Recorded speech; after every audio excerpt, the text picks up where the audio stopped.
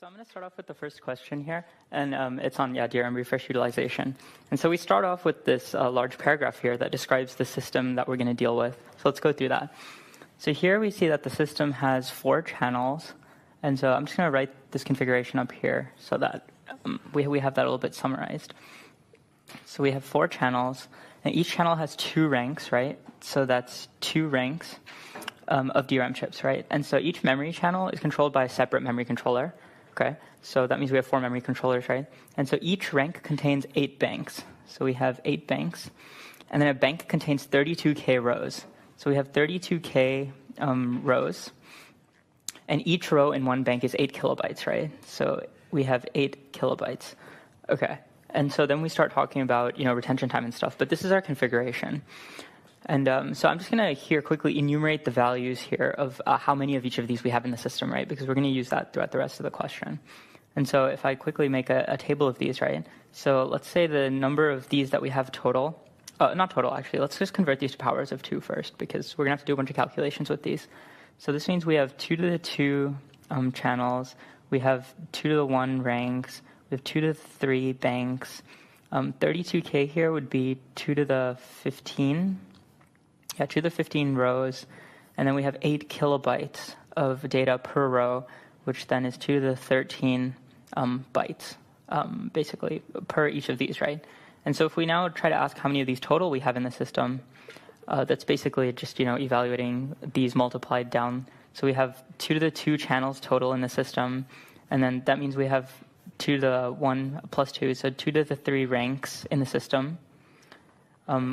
And then 3 plus 3, right? 2 to the 6 banks, and then 6 plus 15, so 2 to the 21 rows, and then 13 plus 21, so that's 2 to the 34 bytes in the entire device, right? And so in the entire system, rather. And so, 2 to the 34, I guess here is, like 16 gigabytes, right? So that's how large our system is. And so this is a system we're dealing with. Right, so now the question tells us that the minimum retention time among all the rows is 64 milliseconds. And so to ensure that no data is lost, every row is refreshed. So every row is refreshed once per 64 milliseconds, right? And this is done by initiating a command from the memory controller, which occupies the command bus for 5 nanoseconds and an associated bank for 40 nanoseconds, right? So for each refresh operation. And so we're going to consider a 1.024 second span of time. Okay. And so here there's a definition. So we define utilization of a resource such as a bus or a bank as the fraction of total time for which the resource is occupied by a refresh command, right? Which is sort of the natural definition of utilization, right? Like how much, what proportion of time it's used. And so for all of these calculations, we can leave our answer in simplified form in terms of powers of 2 and powers of 10 and so forth. So we don't have to go do unnecessary math and waste time with that. So let's get to the first part of the question. So it's asked us how many refresh commands are performed by the memory controllers during the 1.024 second period across all 4 memory channels, right? And so we know here that every DRAM row is refreshed every 64 milliseconds, right?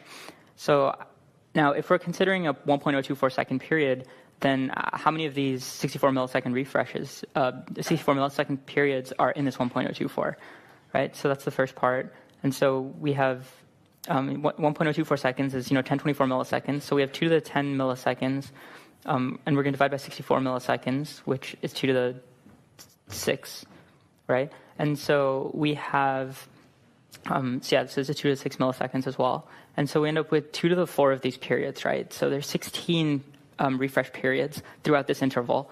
And for each period, we refresh all of the DRAM rows, right? And so up here, we computed how many rows there are in the system, because we're considering across all 4 channels. That's this value here, right? So our answer here is 2 to the 21 times 2 to the 4, right? Because every period, we're refreshing all 2 to the 21 rows, and we have 2 to the 4 refresh periods. And so it's actually fine to just leave our answer like that. Or, if we want, we can simplify it to the 2 to the 25 and leave it like this. But the answer is correct in either form, right? So the second part asks, what command bus utilization across all the memory channels is directly caused by DRAM refreshes, right? So here, what we know from the first part is that we have 2 to the 25 refreshes in the entire system per 1024 milliseconds, right? Yeah, okay, that's clear. Yeah, so this is what we've sort of computed for the first part. And so now we're asking about the command bus utilization, right? So remember from before that we have 4 different memory controllers, right? Because each memory channel is controlled by a separate memory controller. And so 2 to the 2 channels means also 2 to the 2 controllers, right? And so if this is 2 to the 25 refreshes for the whole system, there's 1 channel per memory controller. And so the total number of refreshes there, we actually have to divide by the total number of controllers. So we're going to multiply by 1 over 2 to the 2. And so 2 to the 25 over 2 to the 2 represents how many refreshes happen per channel, right? And so this is essentially the number of refreshes per channel over the 1024 millisecond period. And we want to know the utilization across that period, right? And so this information over here told us that every time a refresh operation happens, the command bus is occupied for 5 nanoseconds, right? So we have, so if the time units are down here, we have 5 nanoseconds for every single refresh command, right? And so the time units here cancel each other, right? So we have time and time, and this is number of refreshes. And so this is a unitless quantity, which is what we're expecting. And so then we can just leave our answer like this. We can leave it as 2 to the 25 times 5 nanoseconds over 1024 milliseconds times 2 to the 2, right? And so that's the answer to that part. And like you could go ahead and simplify if you wanted to. You could divide these powers of 2 and convert the time units to the same quantity, but it's correct as is. So the next part of the question asks what data bus utilization across all of these memory controllers, memory channels. Sorry, it's directly caused by the DRAM refreshes, right? And so if we're asking about data bus utilization, then over here, every time we do a refresh operation, we're not exchanging any data, right? So trivially there, the answer is just 0, right? Because there's nothing happening on the data bus whatsoever. And the last part asks for what bank utilization on average across all banks is directly caused by DRAM refreshes. So how we approach this part of the question is very similar to the part B, right, where we asked about the command bus utilization, except here we have, so here we had 4 different memory channels, and so we were trying to figure out the number of refreshes per channel, right?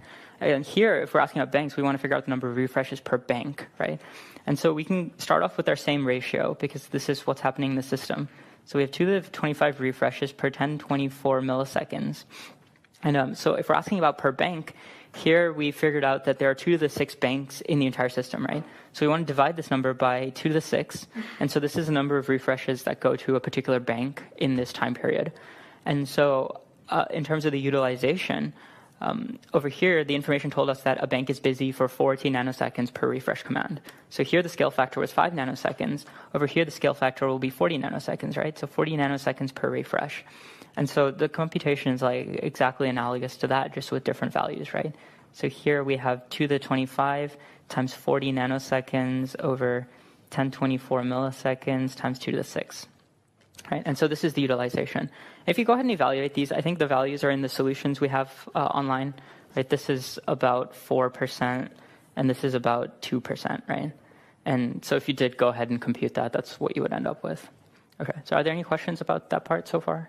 I'll move on to the next thing. Yeah, okay. So the next part of the question asks us to optimize this a little bit, right? So there's more text here. And so the system designer wants to reduce the overhead in order to improve system performance and reduce energy. Okay. So what we observe is that not all rows in the DRAM chip need to be refreshed every 64 milliseconds. And in fact, we only need to refresh some rows at lower values, which are indicated in this table, right? And so this table provides us with what we need. So there's 3 different refresh rates here, 64 milliseconds, 128, 256. And we have a different number of rows that fall into each of these buckets, right? 2 to the 5, 2 to the 9, and all other rows. And the question then asks us that given this distribution, if we only refresh all rows as necessary, how many refreshes are performed by all the memory controllers during the same time period across all 4 channels, right? So it's basically the same thing this guy asked for, except now we have different refresh rates. And then after that, we're asked about the command bus utilization, and then here data bus utilization, bank utilization. So it's the same sort of computations we're going to do, right? Except here we have a different number of rows. So we started off here by defining how many of these 64 millisecond refresh periods were in the interval we're considering, right? And so it ended up being 2 to the 4. So we can do the same thing here and sort of, for each of these different refresh rates, compute the number of refresh intervals in a 1024 millisecond period. And so for 64 milliseconds, it's the same, right? There's 2 to the 4 of them. For 128, it's 2 to the 3, and for 256, it's 2 to the 2.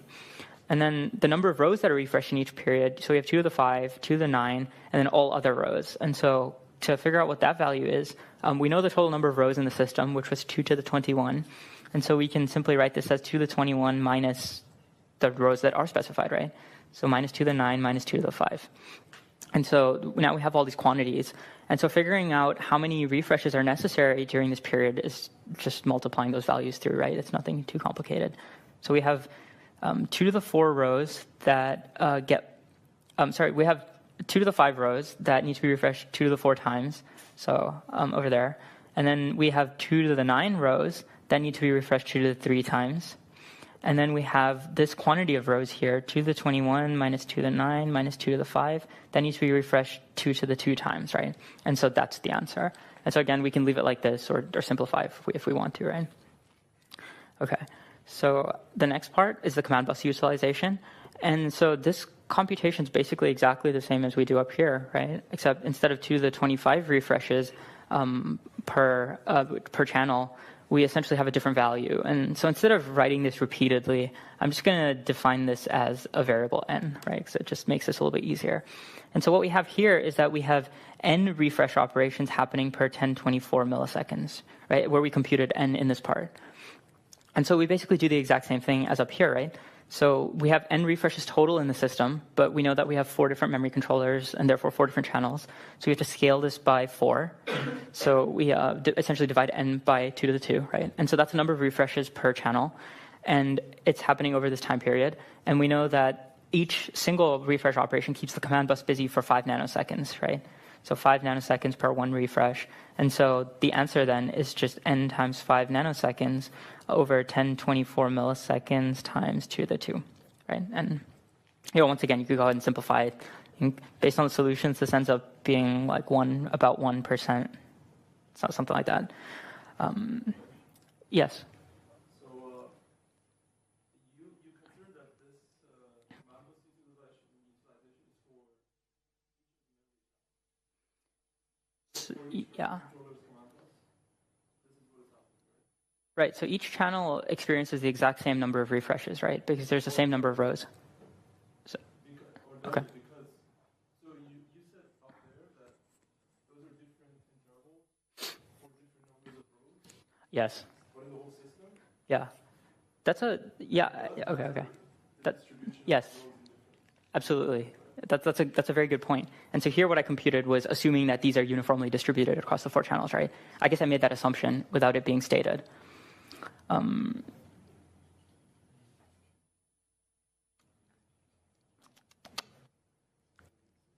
Yeah, I think you need to make that assumption. And so if in a say an exam situation you thought about that, you could just write it here, like I'm assuming that whatever. And if you write that as we're grading, like as long as that assumption is reasonable and your answer makes sense based on the assumptions you made, that should be fine, right? Yeah. Okay. Is that fair? Yeah. Okay. Go ahead. Can you, in an exam situation, leave your answers in terms of n or like an expression, or do you need to calculate it like you did at 1%? No, that's right. So you don't have to do this 1% part. This was fine for homework because you could just plug this into like calculator or whatever. In your exam, it's okay to leave it like this as long as it's clearly defined what you're doing. So here n, I very explicitly defined here. This is what I'm referring to, right? And so I think it's very clear when we're grading your exam that that's what you meant. If you do something strange or it's really hard to read, then it might get confusing for us to grade, and then you might lose points, and then it'll be a mess. But yeah, just be clear about it, and your expression should make sense, right? So I think here, writing it out like this, while it's not in the most simplified form, it's clear what you were computing. And so even if one of these values was wrong, right? Let's say you accidentally wrote 2 to the 6 here. Fine. It's still like your methodology is correct, and you'll get the partial credit that you deserve because you did the right thing. You just screwed up one value or something. Yeah. Okay. But yeah, you had a question?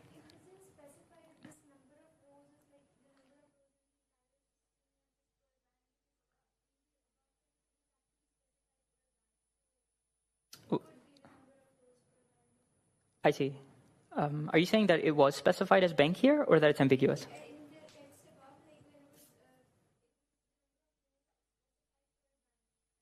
Yes. Oh, I see. And so you're saying you can interpret this table either way based on that information? Yeah, sure. I think that's fine. And then just write it as your assumption.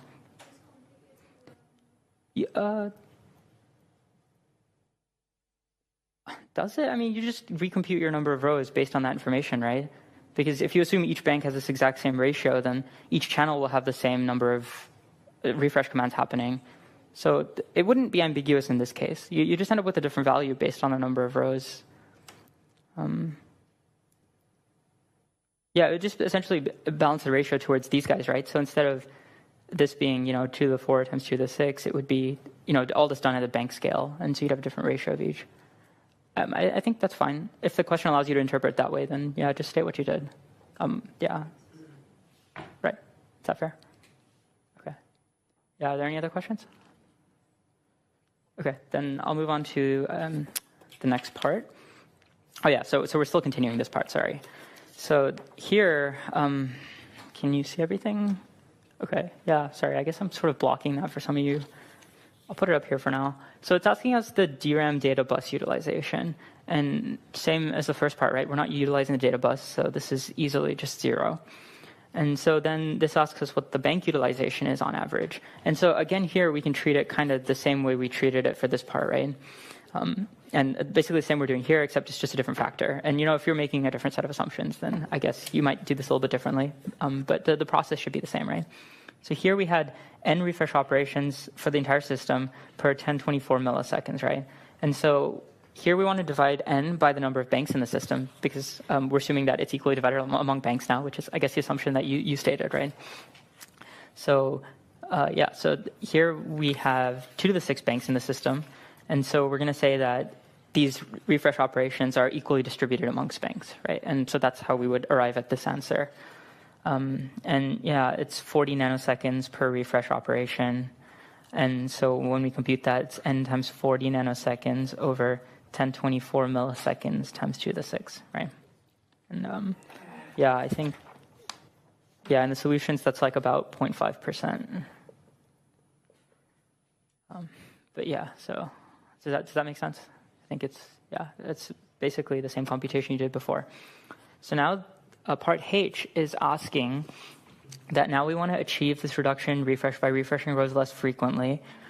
So in order to implement this improvement, the system needs to track every row's required refresh rate, right? And so what's the minimum number of bits required to track this information? So, okay, so we need to track every row's required refresh rate, right? And so here are the refresh rates we're dealing with. And so there's exactly 3 refresh rates, which means there's 3 different states that we need to be able to identify for each row, right? And we know that there's 2 to the 21 rows, right? So we have 2 to the 21 rows times the number of bits to encode three states, right? And so that would be, sorry, yes?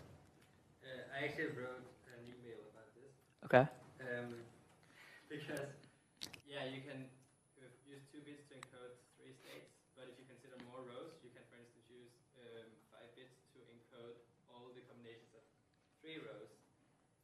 So, right. Really, you would have to multiply by log of base 2 of 3. Yeah, I was actually about to write that exactly. Yeah. No, I mean, you're right. So there are different ways to do this, right? It's just that it explicitly says yes. minimum number of bits. So yeah. So you went ahead and found a more optimal scheme. Well, it's actually very optimal. Like you could not encode the information in fewer bits than that. I mean, no matter how you implement the algorithm for it, right? It's like okay. And question about information, you can, yeah. So you found basically the information theoretic bound for encoding all the information that you need to encode, right? That's what happened there. Yeah. I think that's perfectly acceptable as long as the question allows that interpretation, right? So yeah, as you said, this asks for the minimum number of bits of storage to track this required information, and I think the quantity you computed satisfies that criteria.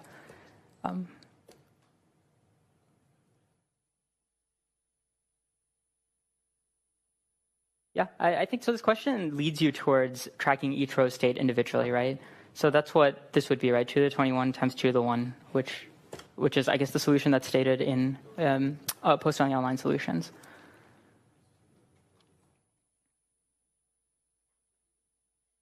Okay, fair.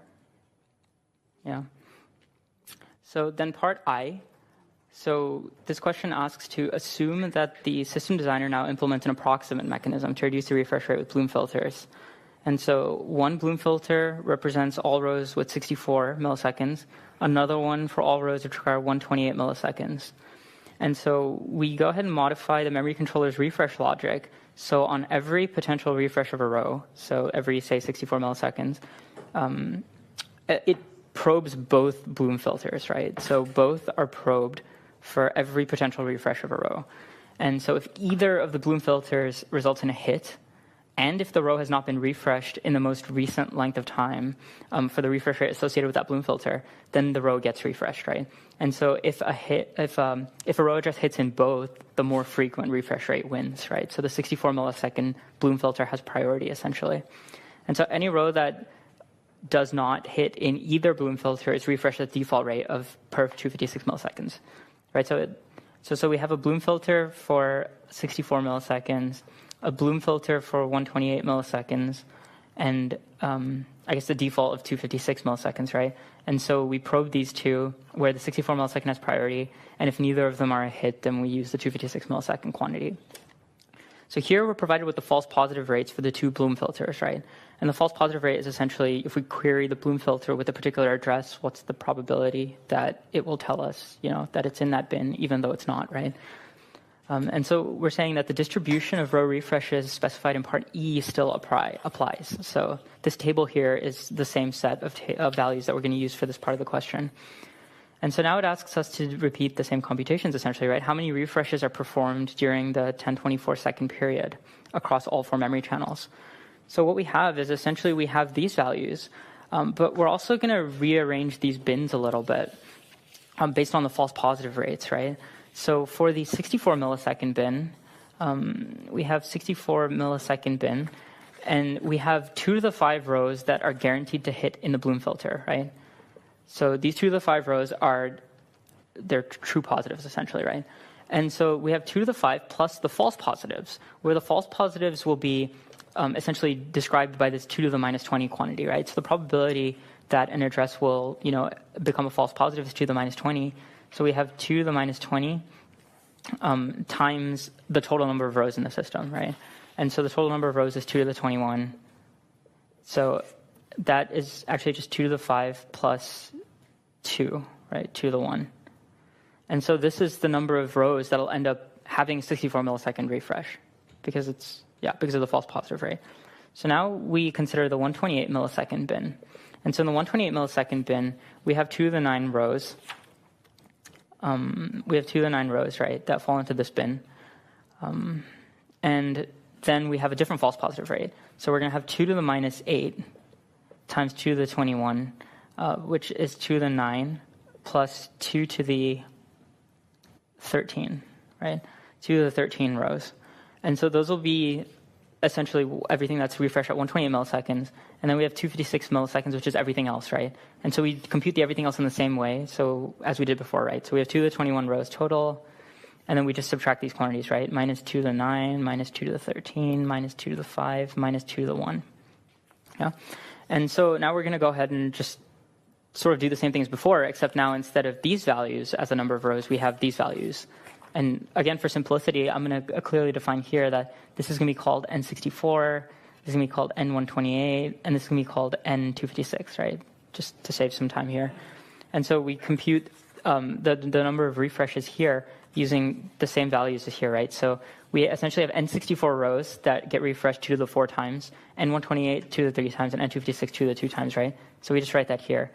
We have N64 times 2 to the 4 plus N128 times 2 to the 3 plus N256 times 2 to the 2. Yeah?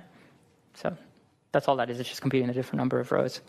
So then what command plus utilization results from this refresh scheme, right? So same analogous computations as before, right? So we have this quantity, which I'm going to define here, let's say as M, right? All of this stuff. And so we have M refreshes per 1024 milliseconds, right? And again, it's the same thing, right? Command bus, so we have 4 channels in the system, and then we have 5 nanoseconds per refresh. And so we end up with m times 5 nanoseconds over 1024 milliseconds times 2 to the 2, right? For data bus utilization, again, we don't touch the data bus for the scheme, so it's still 0. And for bank utilization, same sort of thing as before, right? We have m operations per 1024 milliseconds times, so here we have 2 to the 6 banks times 40 nanoseconds per refresh operation, so m times 40 nanoseconds over 1024 milliseconds times 2 to the 6, right? And so that's essentially the last part of the question. And all the comments that you guys have made throughout also apply to this part, right? So here I'm making the same assumptions that the rows are uniformly distributed throughout all these different channels, and yeah, these are probabilistic arguments, right? Because depending on exactly which rows fell into here, they could potentially not be in the 128 bin, right? Because if these 2 were selected from the 2 to the 9 pool, this would actually be 2 to the 9 minus 2, right? So I'm just doing this as a general probabilistic argument, and this is fine because it's essentially, it would change very little if you were trying to compute these values. But yeah, so I think if you're ever in doubt, just state exactly what your assumptions are. And if those are reasonable assumptions and the question allows that interpretation, it should be good. Yeah. Okay, so any other questions about this? Or no? Yes. If you enter false positive right on key that says it's right.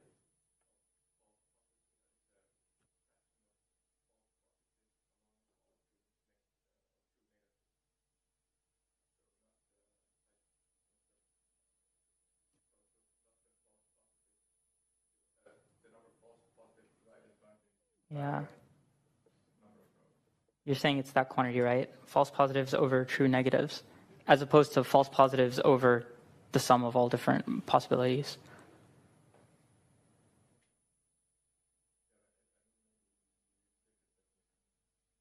Yeah. So, yeah, I think in the context of Bloom filters, we've been talking about it like this in terms of the lecture slides and in this course, essentially. So this interpretation is sort of what I just assumed.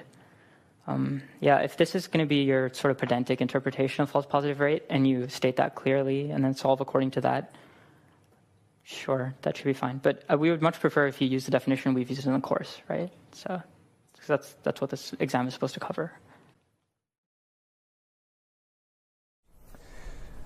So we're going to discuss a question on memory scheduling. Let's read it first. So here. In the lectures, we introduced a variety of ways to tackle memory interference. In this problem, we will look at the blacklisting memory scheduler, BLIS, I don't know if you remember it, that reduces unfairness. And there are 2 key aspects of BLIS that you need to know.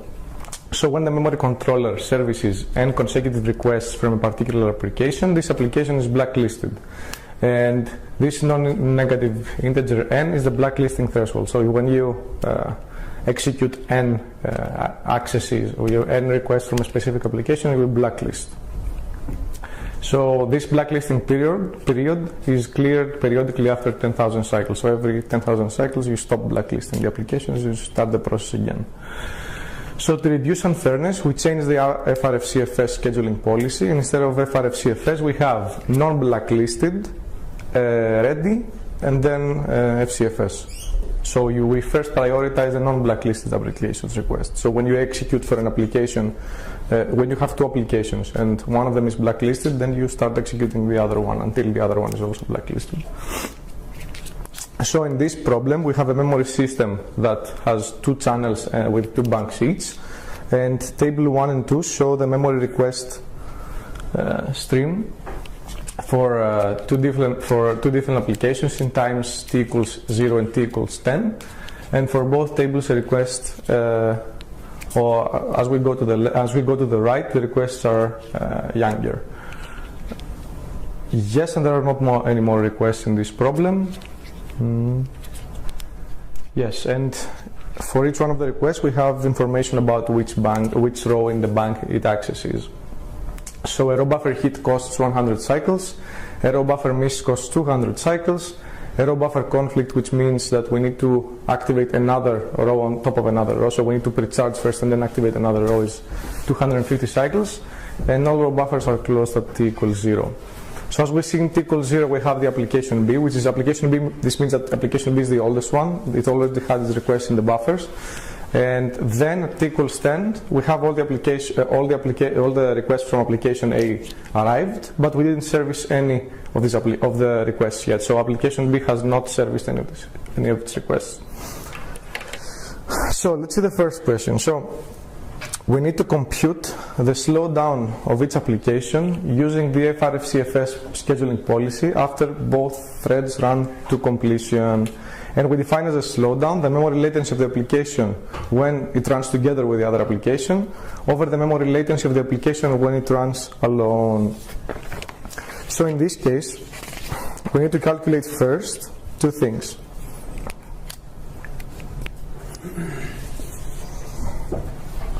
So we need to calculate application A latency when it runs alone and application B latency when it runs alone. So let's see again. So when application A runs alone, what will happen? We will execute row 3, we will perform the request to row 3, and as we see there is another request to row 3. So we can actually open this row and perform a hit to row 3 for this request that's in the back. And then we perform all the other requests. So what we do essentially is we open a row, we have a row miss, row 3, then we execute the one that I showed you in the row 3, the request, which is a hit. And then for all the other requests, which are 6, we have conflicts, right? Because they were all different. They did not have the same number anywhere. So it's 250, which is the row miss conflict, multiplied by 6, which is 1,800 cycles. So let's see application B right now. So application B is easier. So in application B, we have one row miss, and then we have 1, 2, 3, 4 hits, one conflict, one hit, and one conflict. So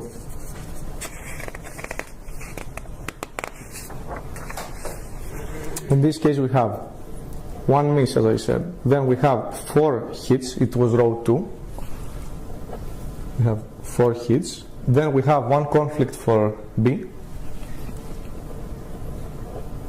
Then we have one hit for 3, and then one more conflict for the last one,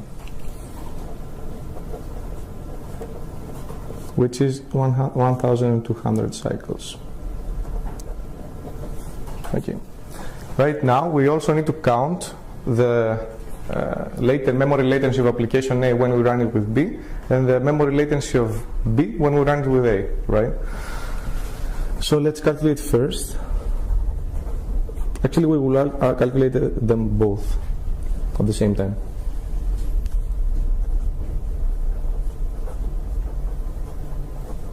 So it's application A when you run it with B and FRF-CFS, and application B when you run it with A with FRF-CFS. So in this case, let's see more in detail this one. It's a bit trickier. So which is the oldest request? The oldest request, nothing is open, right? So the oldest request is from application B. So application B will open this row first, right? So for sure we have in application B a miss. And application A will wait for this miss, right? So we accumulate the cycles in application A also to calculate the latency. It's the whole thing, right? The whole execution. Then application B will execute 1, 2, 3, 4 requests because these are all hits. But there is in application A, there is also row 2, right? So we need to, before this row 3 is opened, we need to execute one hit from application A. Because this request can be serviced, it's in the same row buffer, right? So we can actually perform the request. So what we will do is that we will have 200 plus 100 multiplied by 4, and 200 plus 100 multiplied by 4 because we perform an accumulative mixed latency. Then we service the row buffer, the row 2 from application A. So we have a hit in both. Then, as we see here, we need to open row 3, right?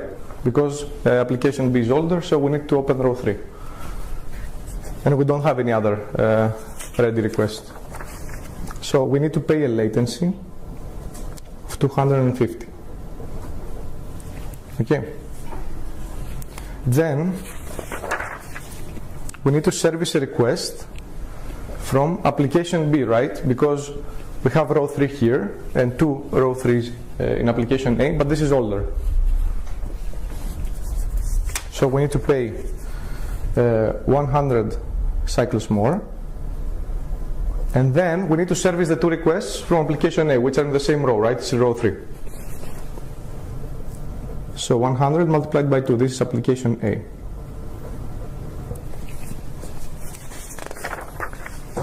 Then we need to service row 4 because it's the oldest one. There is no other ready request, and we need to service row 4. So to service row 4, we need to pay 250 cycles more for both. And then, how many requests are missing from application A? Because we did not execute all the applications. We execute 3, 2, and 3. So we need to service requests 7, 0, 8, 5, and 9, which are 5 requests, which are all in the different rows, which means 5 conflicts, right? So we need to perform. So application B is done because we executed all the requests from application B. So this is the total memory latency.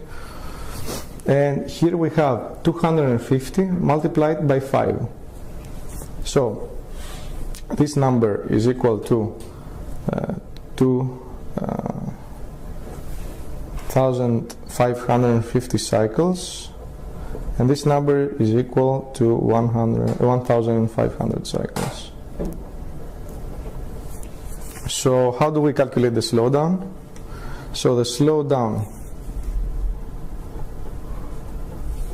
of A equals 2,550 over 1,800, which is almost 1.53. How do we do that? This is the application A latency when it runs with application B over the alone execution, right?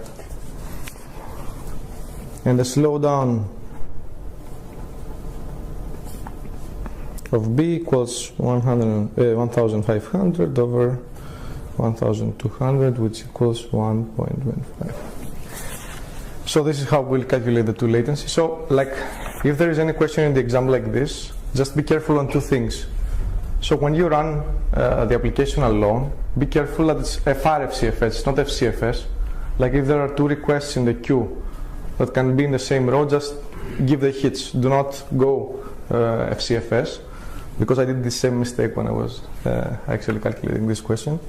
And second is that be careful about the common rows in the queues.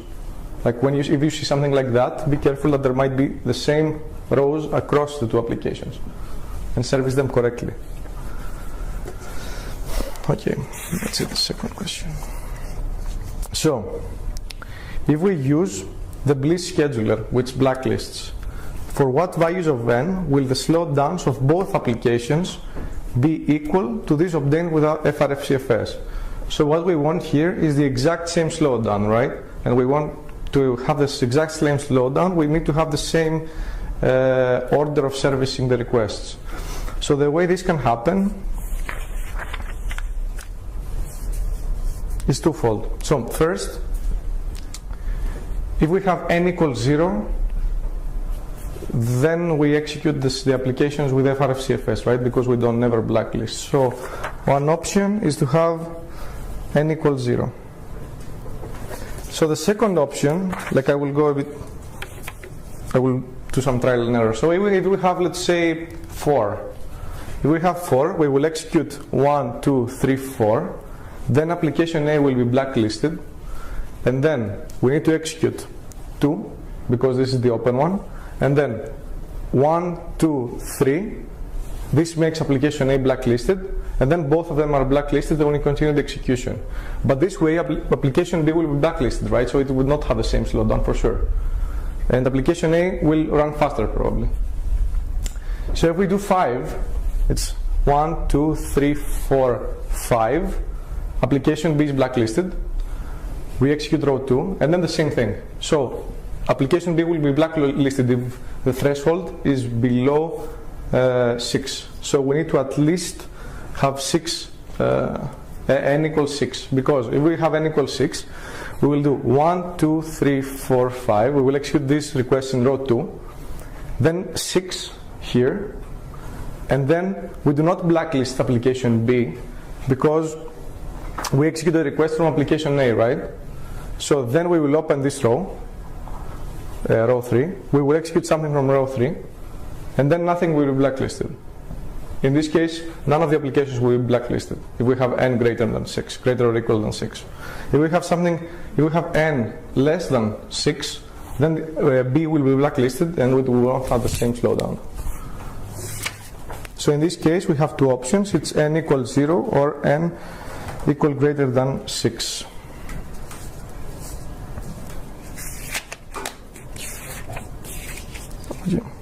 Is that clear to everyone?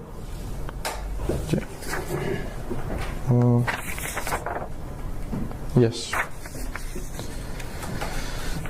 So, for what values of n, the blacklisting threshold, will the slowdowns of A be less than 1.5? So, do you think it's possible to have a slowdown less than 1.5 in this application? I have a question about the last one. Yes. If you said n equal to 1, to 1, yes. I think you might be able to get like a similar result. Like, for instance, you would still blacklist B after one axis, but then you would hit A and blacklist that immediately as well, and then you would execute them as normal, like before, right? So if you do that, you will have a row miss here, right? But it does the row buffer hit first, right? Which means it would select row 2 from application A. So you mean that if you have you have a conflict here, yeah, and then you execute row 2. Yeah, and so they would both be blacklisted at this point, and then you would go back to B because it's older, and then do all the row buffer hits, and then it would execute as previously.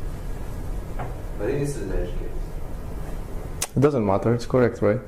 Yeah.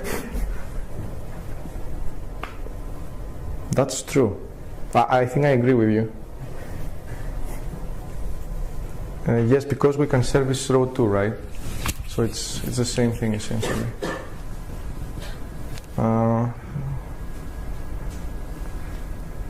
Yes, I think that the slowdown will be the same. You're right. Good catch. And then equals 1.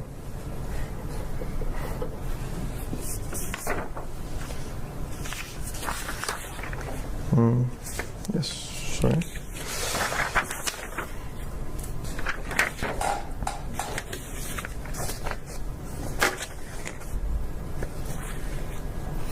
So in this case, to have a slowdown of A which is less than 1.5, we need something that blacklists B, but it does not blacklist A. Because if it blacklists A, the slowdown cannot be less than 1.5, right? But this cannot happen.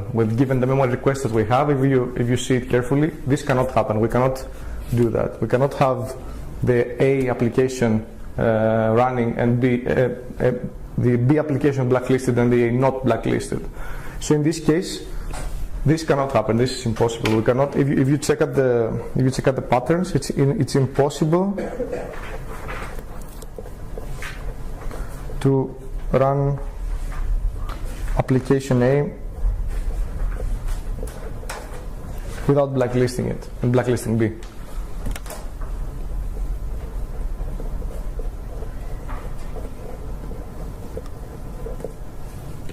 If n is greater than 0, right? This is an easy question, I think. So, for what values of the blacklisting threshold will be experienced the maximum slowdown from the blacklisting scheduler? So you know that if n is greater than 6, as we discussed, or is equal to 1 or is equal to 0, then you have the same slowdown as FRFCFS.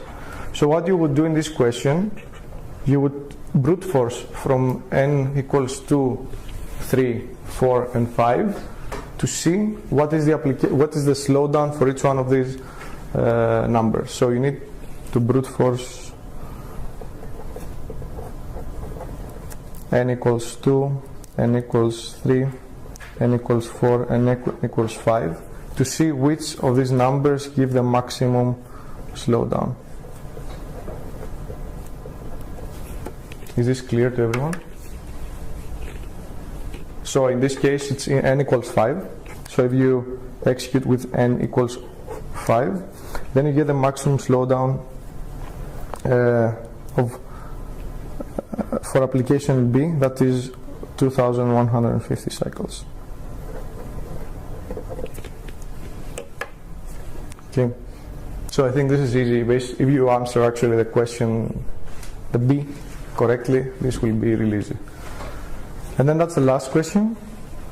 What is a simple mechanism that we can use instead of Bliss to make the slowdowns of both A and B equal to 1?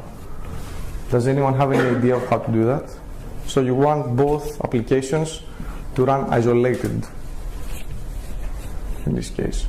And I think you discussed it in the class. Is there any way that you can run the applications isolated? How is this technique called?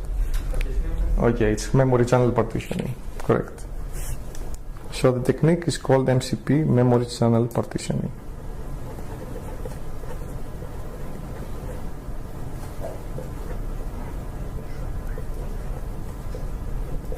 Yes, in this case we will have the two applications running in different channels, and we won't have any kind of conflicts between the banks. And it will run, the slowdown will be the same, which is 1. I think this was one of the, let's say, easy questions. But you need to be careful, like even if you don't know the Bliss scheduler, you can actually essentially solve it. It's in the example. But be careful, like this kind of stuff, with n equals 1, for example.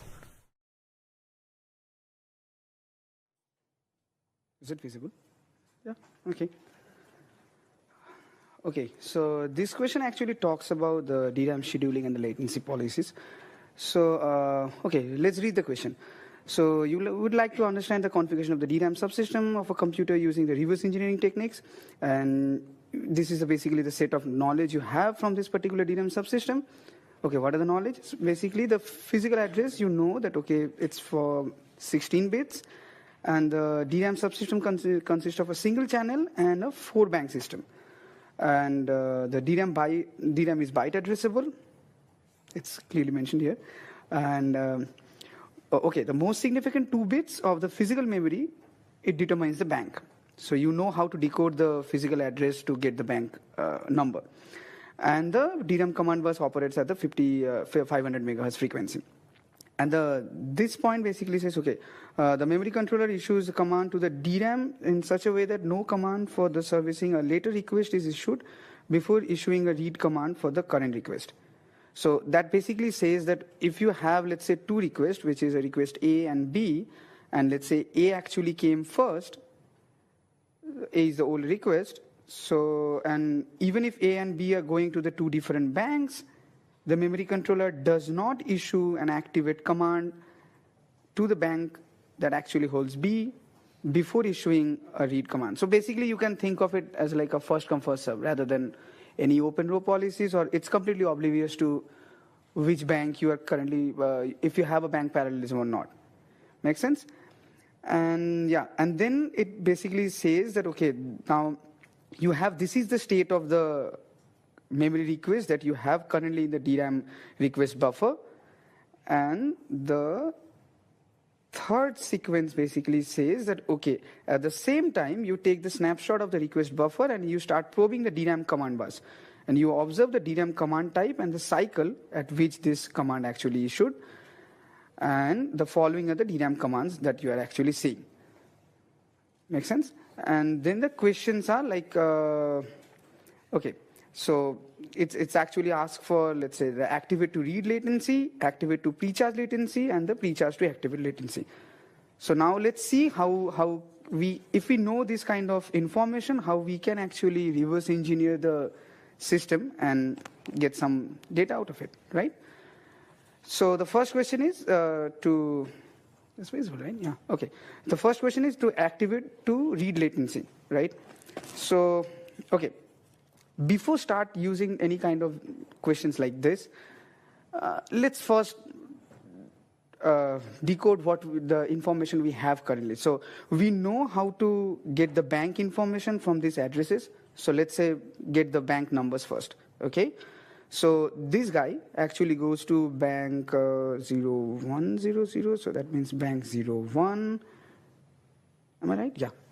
So 01. So I'm just decoding the first hex digit. So the second one would be 0000. So that means the first two digits basically gives you the bank now ID. So that means this goes to bank 0. This one goes to bank 1 again. This one is bank 2. This one is bank 3. This one is bank 2 again. And this one is 1, right? So let's write it in normal form. So this is 1, this is 0, this is 1 again, this is 2, this is 3, this is 2, and this is 1, right? So we know that which bank this request is going to. Make sense? Okay. Now we want to know, let's say, the activate to read latency. That's the first question. So let's see so activate to read latency is bank oblivious. So you have this activate command followed by a read command. That's there. And another pair exists here. Another pair exists here. So this is the first pair. And another pair is here, right? So basically the activate to read latency is basically saying that you have a 4 cycle of latency. Make sense? So then the answer would be, this would be 4 cycles. Now the latency, so that means you need to convert it to a seconds format. You know that your DRAM command bus operates at 500 megahertz of frequency. That means your cycle is basically of 2 nanoseconds each. So that essentially gives you 8 nanoseconds of activate to read latency. Is it clear? Make sense? Okay. Now the second question is activate to pre-charge latency. Okay. Now let's see. Now activate to pre-charge latency, if you recollect the DRAM operation. So activate to pre-charge latency actually has to do with the DRAM row conflict. Make sense? So if you have a different open row, row open, so you need to actually close that row before opening a new row, right? So let's then focus on the accesses which are going to the same bank. Make sense?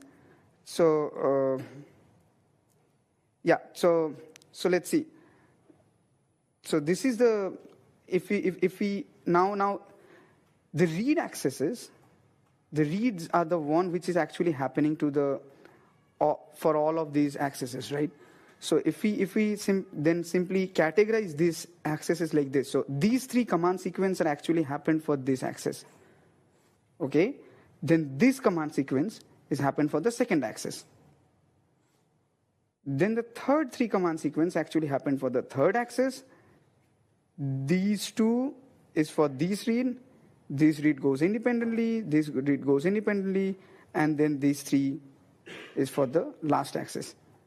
So this is access number 1, this is access number 2, 3, this is 4, 5, 6, and 7. Do we have 7? Yes, we have 7. Okay. So now, okay. So now the question is activate to pre-charge latency. So let's see the activate to pre-charge. Okay. Now if you see, so let's say access 1 and access 3. these two accesses are going to the same bank. Make sense? So access 1 and access 3, these two are going to the same bank. So you should be actually worrying about the activate to pre-charge latency between these two cycle counts. So cycle number 6 and this is cycle number 21. Does that make sense? So that gives us a cycle difference of 15 cycles. 15 cycles translates to 30 nanoseconds. Does that make sense? Okay, yeah.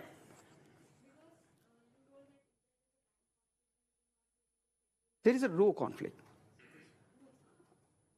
So you have, okay, so these two accesses are going to the same bank, right?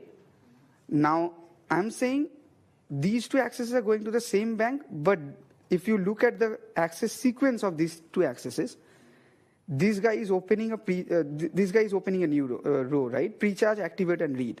So, yeah, go ahead.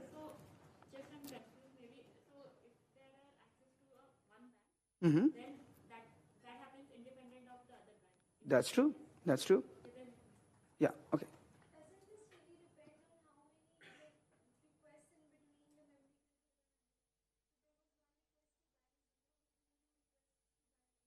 Okay. Okay. Like 2 or 3 more requests, this latency would increase.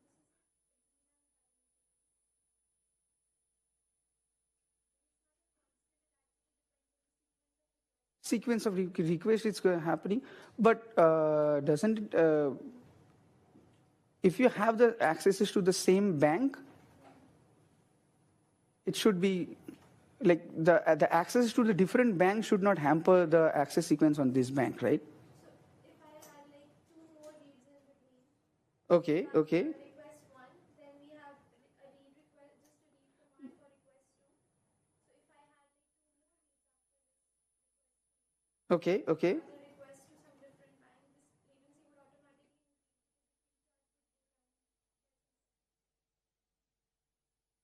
Okay. That's true. That's true. Yes. Yeah, that's true. That's true. But in this case, we know that okay, these read requests actually happened in cycle 11, and before cycle 21, you don't have any other request. That's one hint you actually have, and you know that okay, request number 1 and request number 3 actually went to the same bank, right? And request number 3 actually initiated a sequence which is saying that pre-charge, activate, and read. My point is that this is not exactly a fixed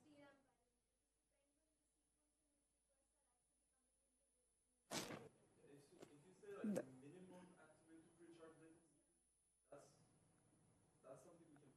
Okay. But right now you said activate to pre-charge. Yeah, right. Okay, I will calculate access 3 to access 7. Both go to the same bank. Oh, okay. I see. 100 cycles. I see. that it's actually every activate and read Mm-hmm. differs by 4 cycles. So this 6 times That's true. later on this 27, 31, so we can be sure that this is like Okay. Yeah, I believe the question you ask is like correct. Yeah, so activate to pre-charge, whenever we are saying that activate to pre-charge latency or let's say activate to read latency, we are actually talking about the minimum time we are thinking here. So activate to read can be minimum by itself because it says sequence. Makes sense. But the activate to pre-charge, it can be longer, right? Right. Exactly. So here what we are trying to find is basically the minimum activate to pre-charge latency. Does it make sense? Yeah. So this question sort of, so like in this example, all Mm-hmm. activates or reads are the same length. On the homework, there's one that's shorter, there's one that's longer. Okay. But normally when we consider latency, don't we care most about what, like typically what takes the longest, because then we can like figure out Okay. class instead of the minimum and maximum.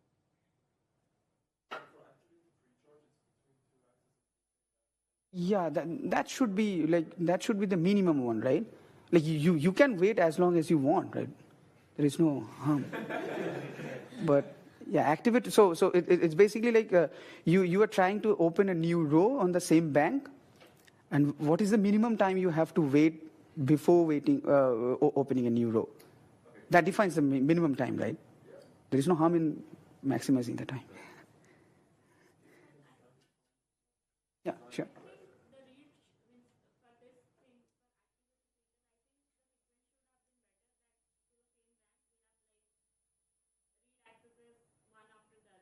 Okay.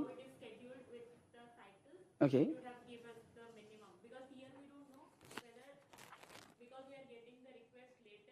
Mm-hmm.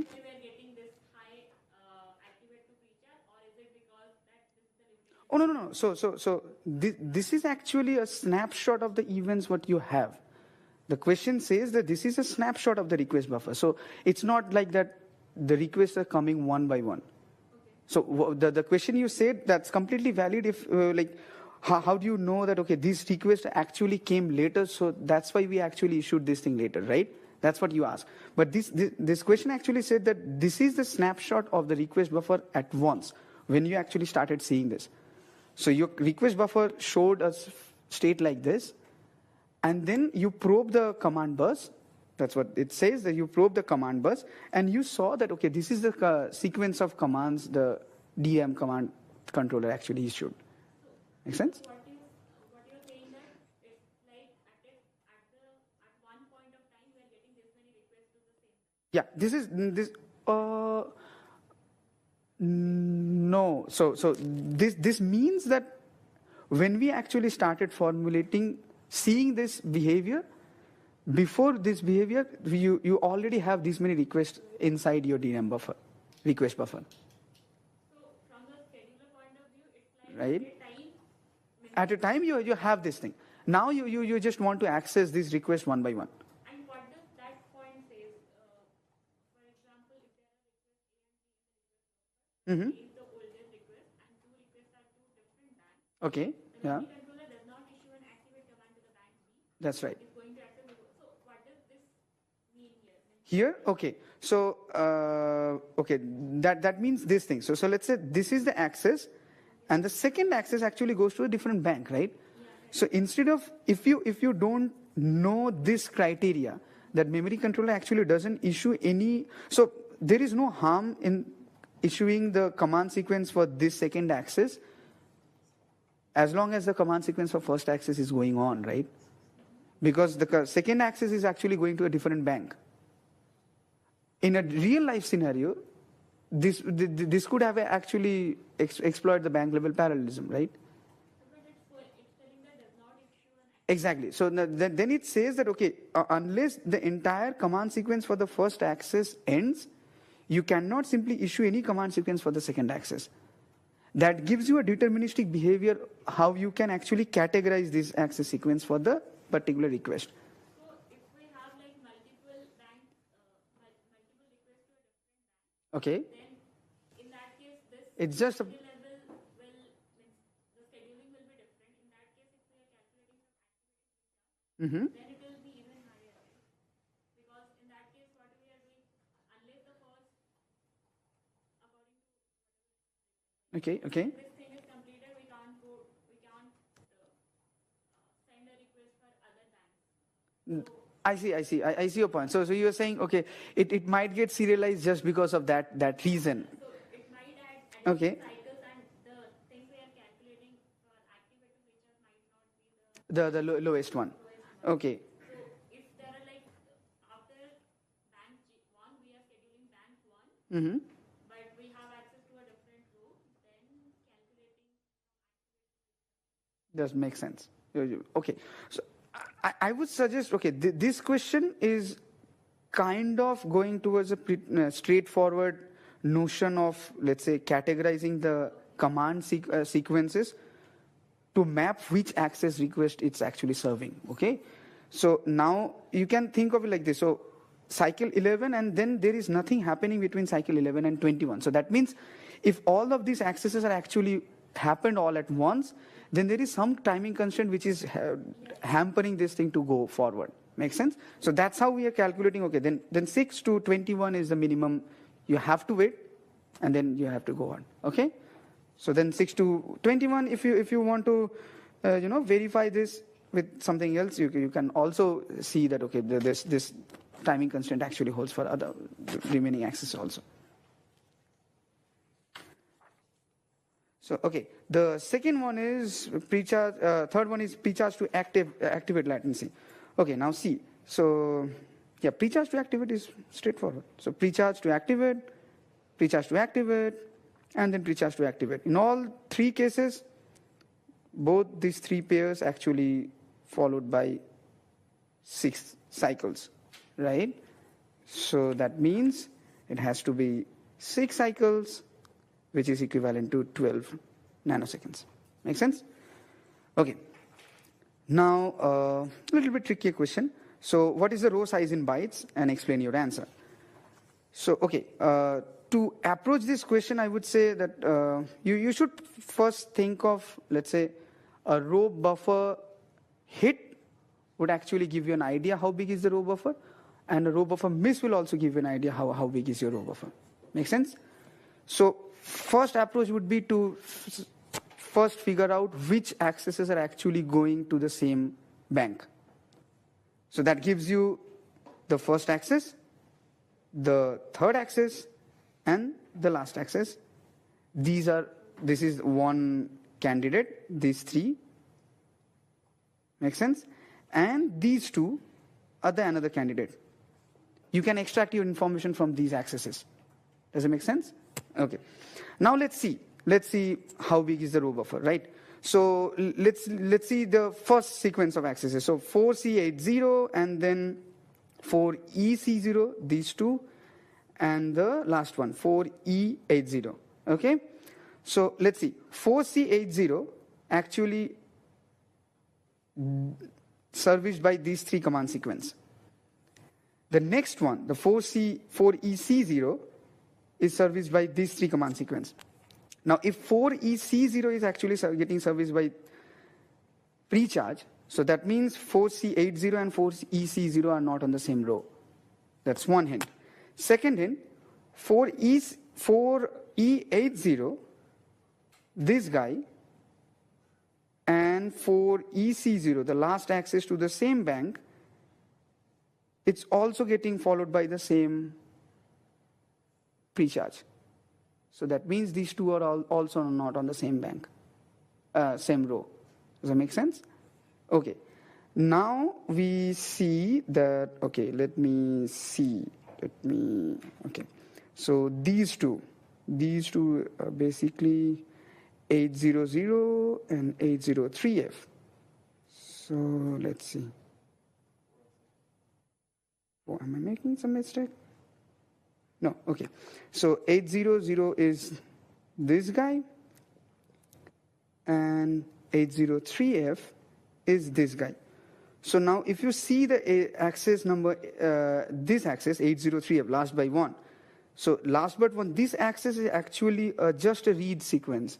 So that means it's actually hit in the row buffer, right? So these actually gives us an idea that, okay, for 8000 and 803F, these 2 accesses belong to the same row, but the minimum one is basically 4E80 and 4EC0 actually belong to the different line.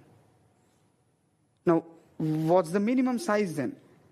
Like, which size of the row buffer will actually satisfy both of these constraints, right? So let's see. If we just decode the last 2 hexadecimal bytes, it's basically 0000.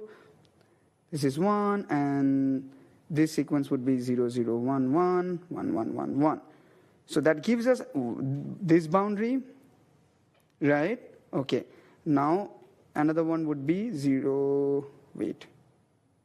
This is what? 0800. Okay, so 1000, 0000, and C is this.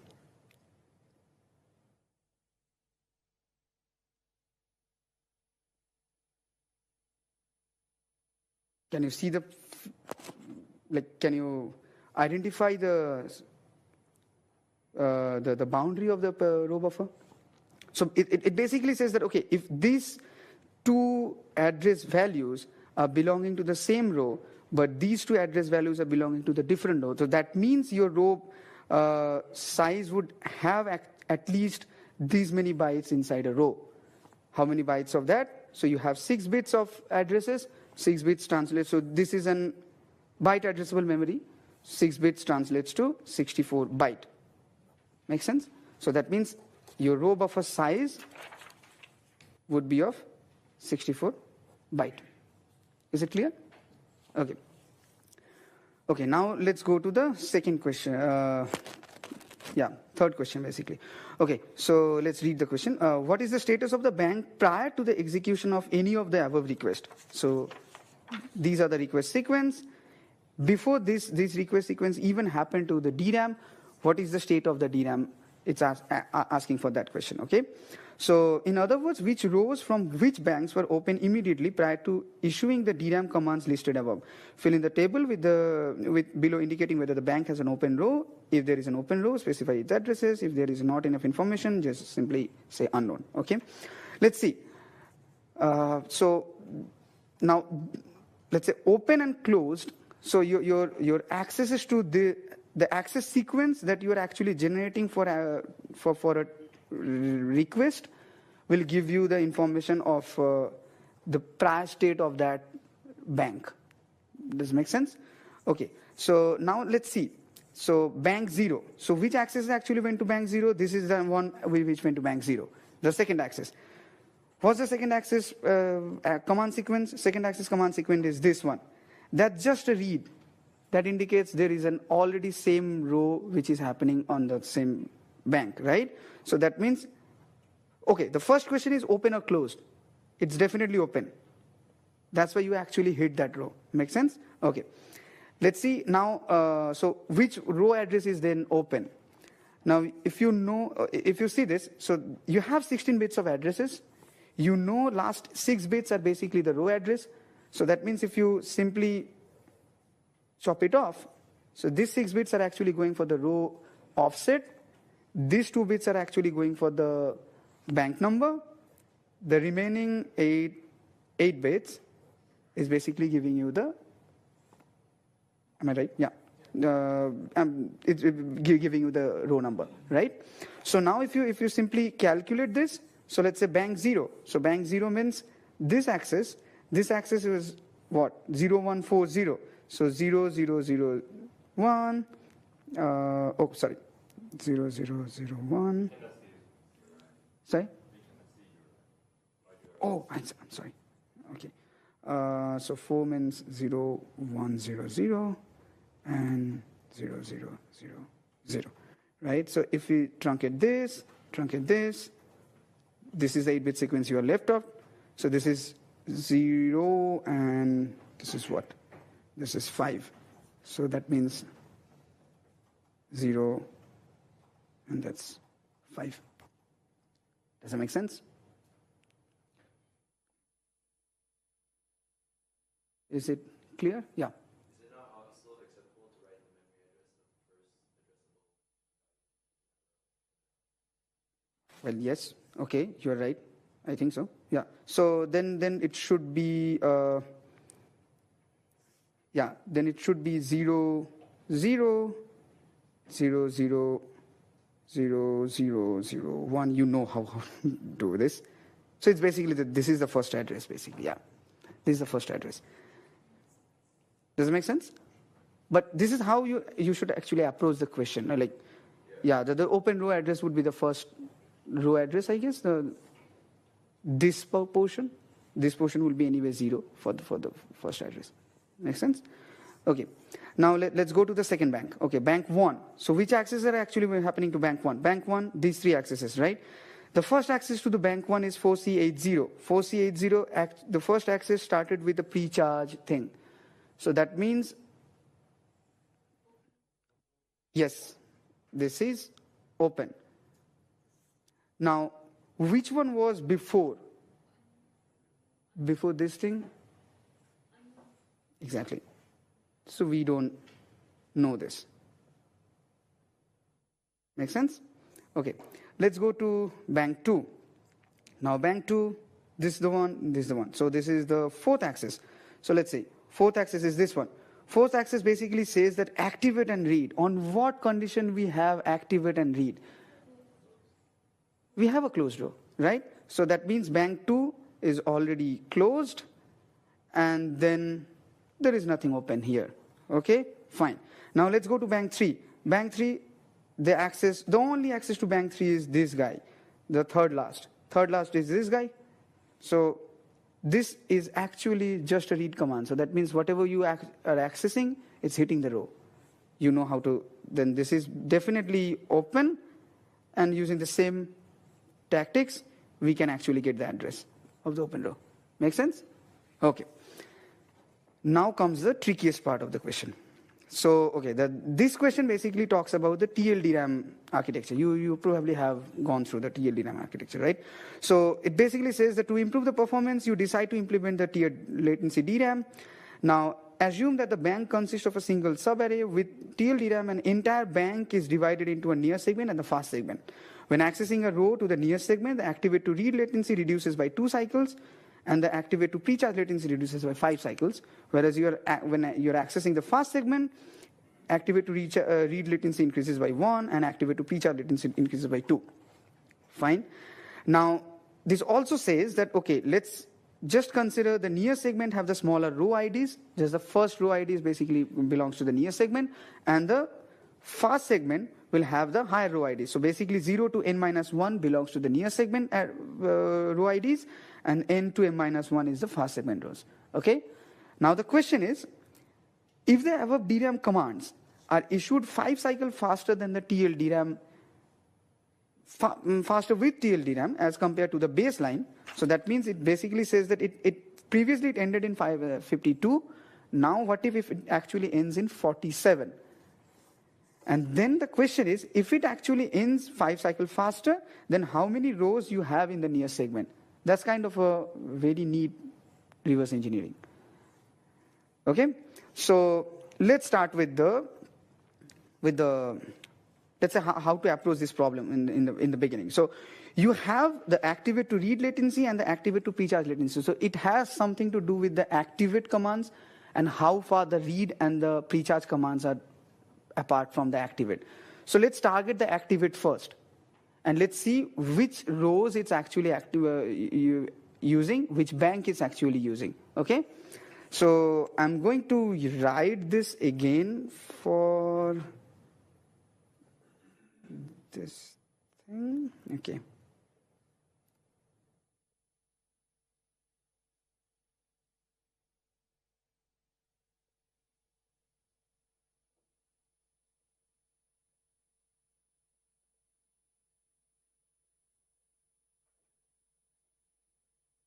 Okay, now let's see.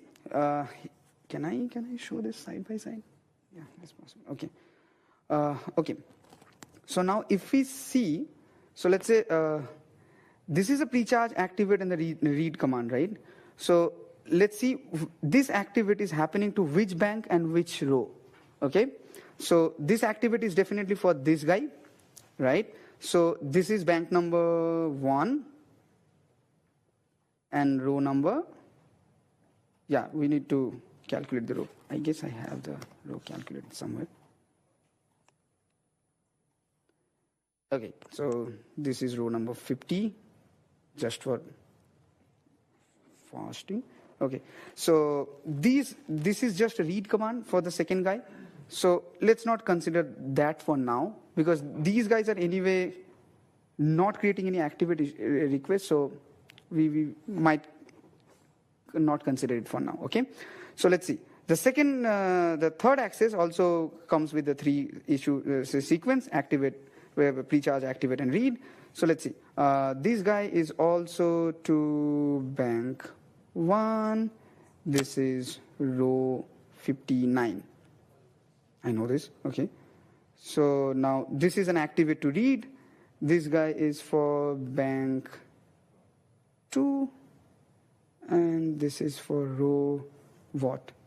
I believe it's 0. Yeah. This guy is again a hit, so we are not considering it for now. This guy is again a hit. We are not considering it for now. This guy is another guy which has an activate, so let's see. This is bank 1. This is row 58. Okay? Now what we need to see is basically we know what information. We know what is the latency sensitivity of the fast segment and the near segment. That's one thing. That's one information we know. And the second thing we know that, okay, these are the accesses which generated an activate request. And these accesses are actually happening to this bank and this row. Okay? Just by seeing this, you can probably get an idea that it might be somewhere between 58 or 59 or maybe 50. That's just a hunch. Okay? Now, let's start. I would say I would approach like this. So let's start with saying that, okay, row 50 is something we are considering to be a near segment. And let's say 59 and 58, both of them to be a fast segment. And let's see how the command sequence looks like. What the timing parameter actually looks like. If it doesn't match, we'll go back and we'll say that, okay, let's make 58 also as a part of near segment, not a fast segment. Okay? If it doesn't match also, then we'll go back and consider that 59, consider it also as a near segment. Yeah. Considering the row address are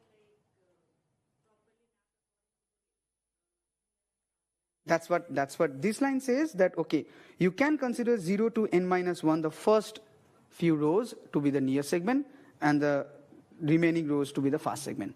Make sense? Okay.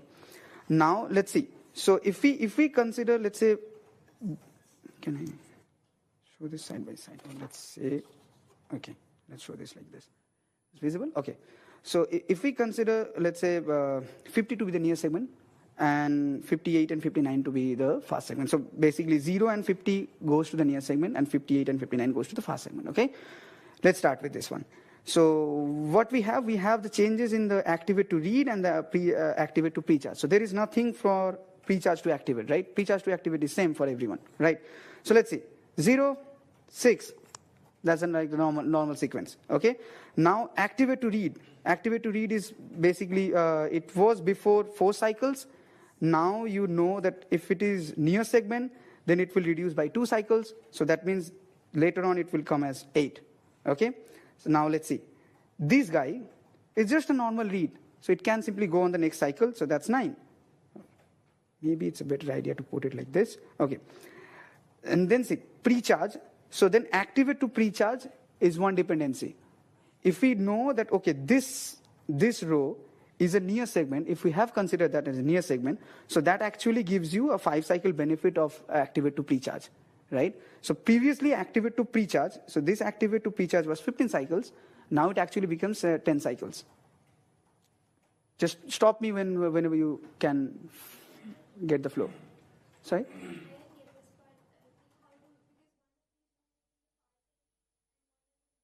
Right. So okay, the question is to get the boundary, right? We need to get the boundary.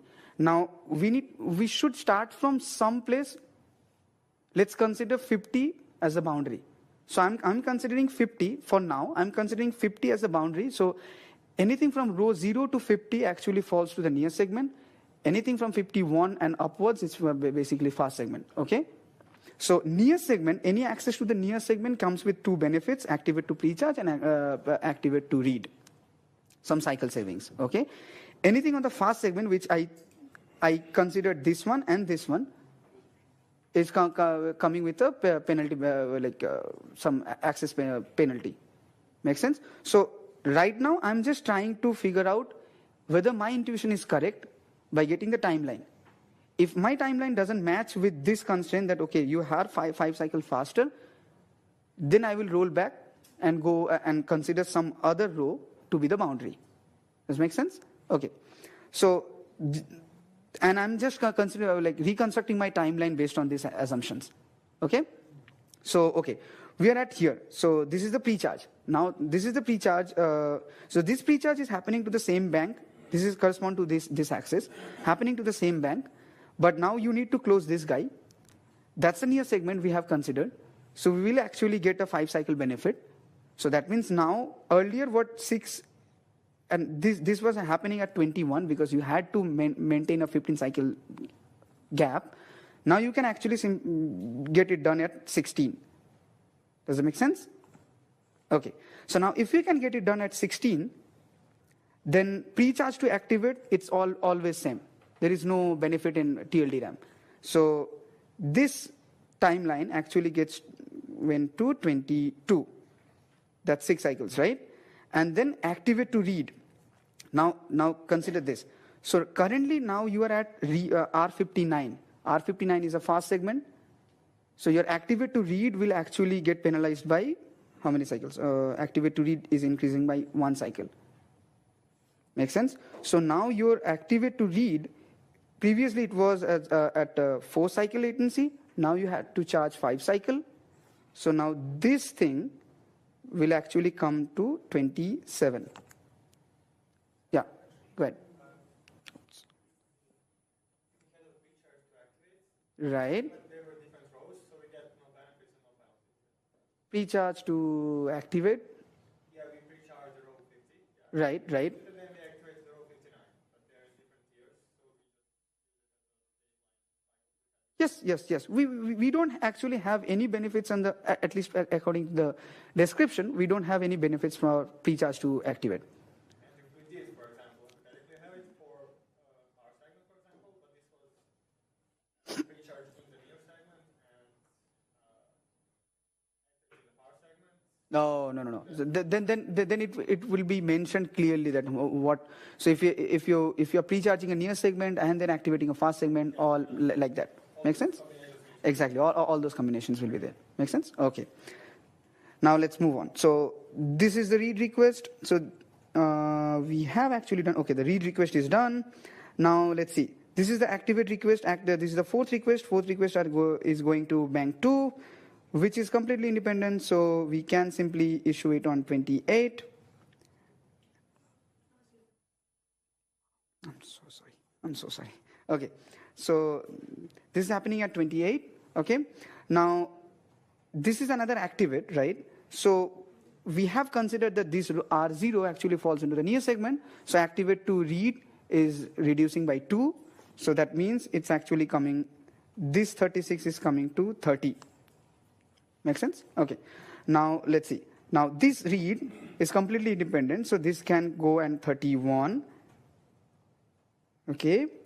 And let's see. This is another read which is also happening on the same 6 mins. Whoa.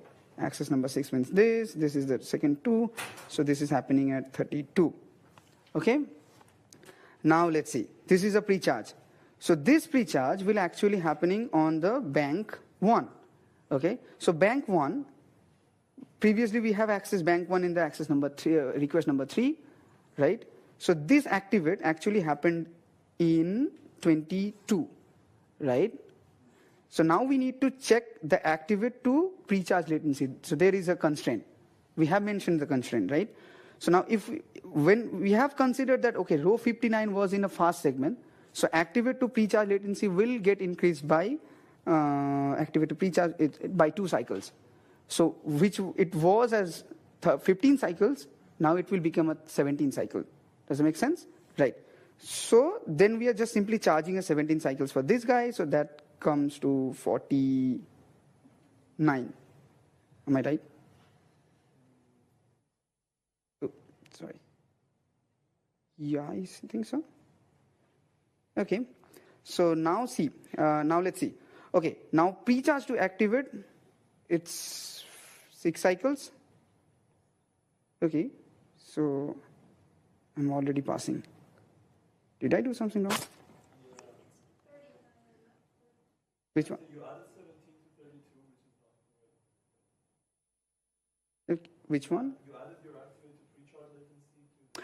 Oh, I'm sorry. I'm so sorry. Okay. So this should be 22 to 17, right? This one is 22. So 22 plus 17 should be, okay? Yeah, I actually added from 32. So this should be 22 plus 17, 39. Does it make sense? Okay. Oh, thank God. Okay. So this is 39. And then, so pre-charge to activate is basically then 6 cycles more. That's like 4. Let me just put it this way. This is 45. Now activate to read. Now the activate to read, if this R58 actually, so we started with R58 as a fast segment, right? If this guy is a fast segment, that means activate to read, which used to be like 4 cycles, it has to be now 5 cycles, but you know that 5 cycles will overshoot. Then let's just consider this guy to be near segment. If we consider this guy to be near segment, that gives you 2 cycles benefit. So that means you can actually get it done by 47 cycles, which is like 52. Everything matches, you're happy. That's it. Okay? So I would say the approach would be just to, like, when you know that, okay, this is 50, 59, and 58, you know, consider some boundary, go with the timeline. If it doesn't match, then consider another boundary, just like a normal search or binary search, whichever works for you. Yeah, go ahead. Would it be possible to get a problem where the boundary is somewhere in the middle, like 80, you know, it's 85 is Mm-hmm. and the near segment, we have an idea it's somewhere in the middle. 85 Okay.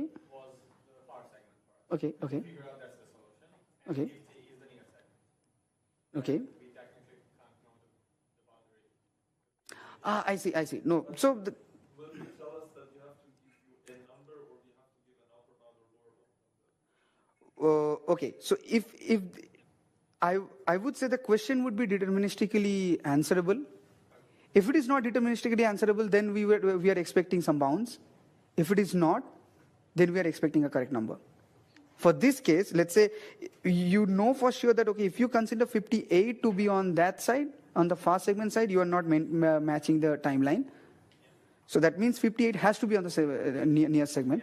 And then you know that, okay, there is another guy with 59. So that means 0 to 58, 59 rows are actually in the near segment.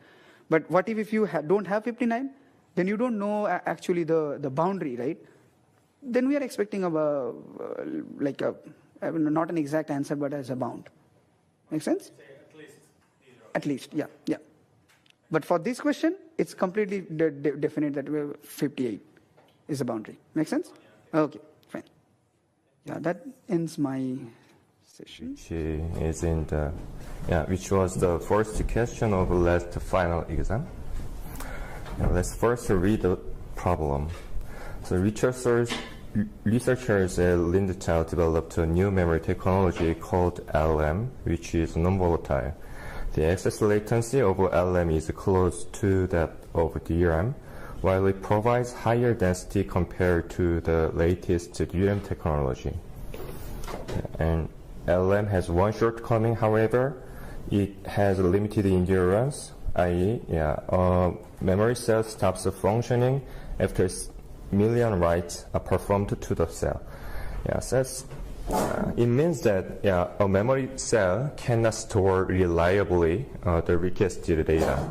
So actually we can try to write a data, but it does not guarantee the let's say the lifetime or reliably stored in time for the request.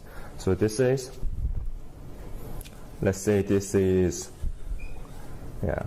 P, which is program cycles that allowed for a cell. And the first question is asking, let's read the first question. Lindenthal markets a new computer system with LM to have a lifetime of 2 years and the following specifications. Okay, so their target lifetime is 2 years. 4 gigabytes of LM as main memory with a perfect reliable mechanism. Somehow they can provide a perfect reliability. It means that even if we try to write a data on a very specific location, the memory device somehow distribute the request, evenly distribute the request to the underlying cells. So so this assumption allows us to forget about the access pattern of some programs. Okay, so this value is also important. This is capacity. Let me put this as C. C is 4 gigabytes. It means 2 to 32 bytes. Okay, Yeah, and the processor is in order and there is no memory level parallelism. It means that we cannot, with the system, we cannot overlap the latency of the device. And it takes 4 nanoseconds to send the memory request from the processor to the memory controller, and it takes 20 nanoseconds to send the request from the memory controller to LM. The write latency of LM is 40 nanoseconds. So to write a data to flash, not flash, an LM cell, it takes, the total time is, let me put this as T write is T transfer time from the processor to memory controller. Let's put this T PC PM, and another transfer from memory controller to LM, and the program latency of LM, and it's 64, right?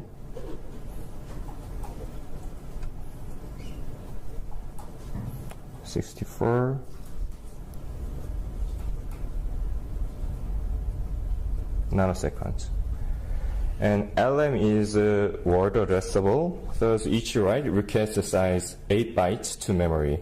So there is another important value here. I will put this as S. The size of a request is 8 bytes, means 2 to 3 bytes. Okay, the final question is, a student, an ETH student tests the lifetime of the system and finds that this new computer system cannot guarantee a lifetime of 2 years. So she writes a program to wear out the entire LM device as quickly as possible. And it is finally asking how fast she is able to wear out the device.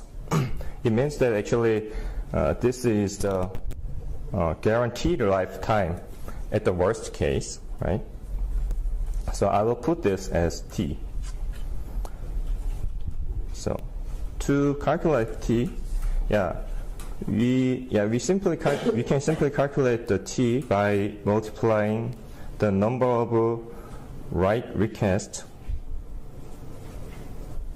necessary to wear out this entire LM device. And since there is no parallelism, or there is no way for us to overlap the latency, so we can simply multiply the time for handling a write request is T right? And the number of write requests required to wear out entire LM. Let's first think about how many write requests is necessary to write hold the device at just one time. Then, we need to fill the data for the entire capacity. So let's first use the terminology C, and we can write as large as the size S. So the total number of requests, write requests should be C over S. And we repeat this write request for the limited program cycle of a cell, right? So our final formula should be like this. Is it clear? Okay. Yes. So only the simple calculation is left here.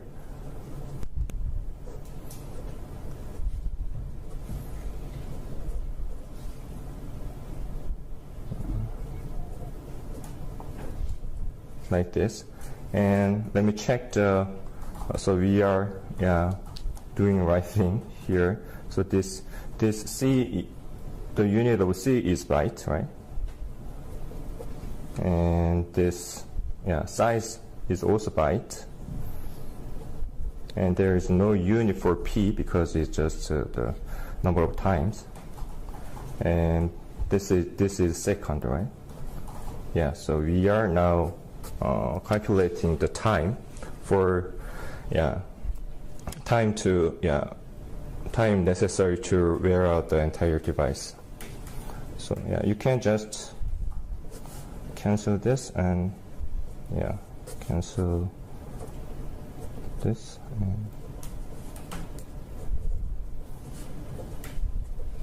Like this, yeah. And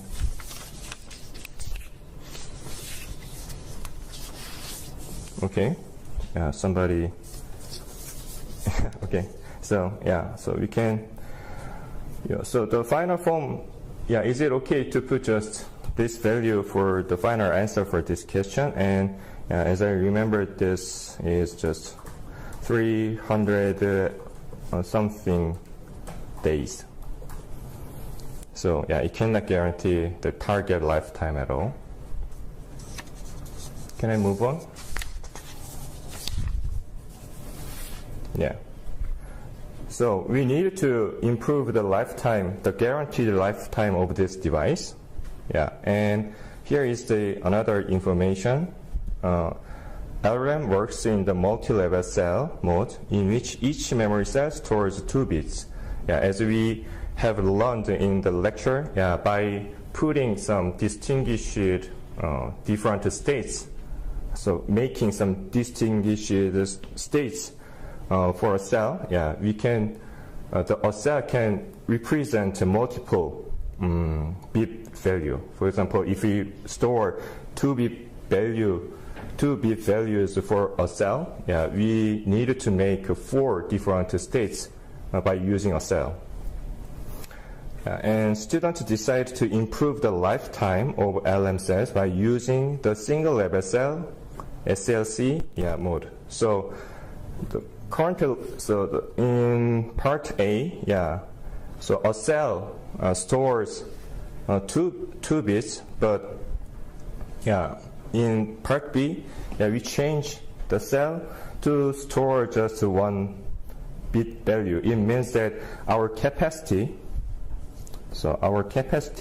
of SLC LM device is half of NRC device, right? And when LM is used in SLC mode, the lifetime of each cell improves by a factor of 10. It means the limited program cycle of SLC is 10 times of that of MLC device. And the write latency decrease by 75%. So we should be careful for this, because we use T-write MLC. It means the time required to write a data to a word to the LM device, but it consists of the transfer time from processor to memory controller, and transfer time from memory controller to LM,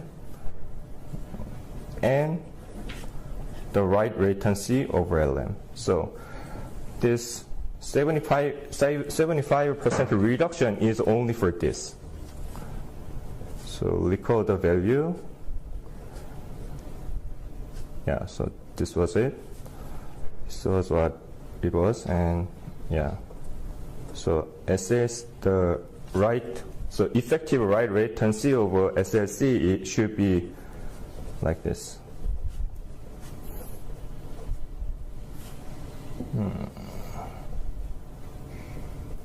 Right? And is 34. And what is the lifetime of the system using SLC mode if we repeat the experiment in part A with all else remaining the same in the system? And so again, we need to calculate the lifetime of this LM when it is used in SLC mode. And we can use the same formula here. And actually SLC, so the request size is not changed. So we can use the same value for this, and capacity SLC, limited programming cycle of SLC, and T write for SLC, and yes, and let's say, okay, so this should be same as MLC, and the capacity is reduced by half, and the program cycle is increased 10 times. And this is quite tricky. And yeah, you can use like this, right?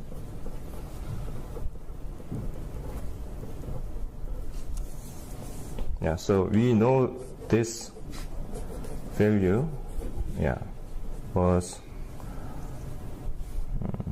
yeah. So actually, you can. The only thing left is just to simplify this final formula. Yeah. Yeah. Let's see.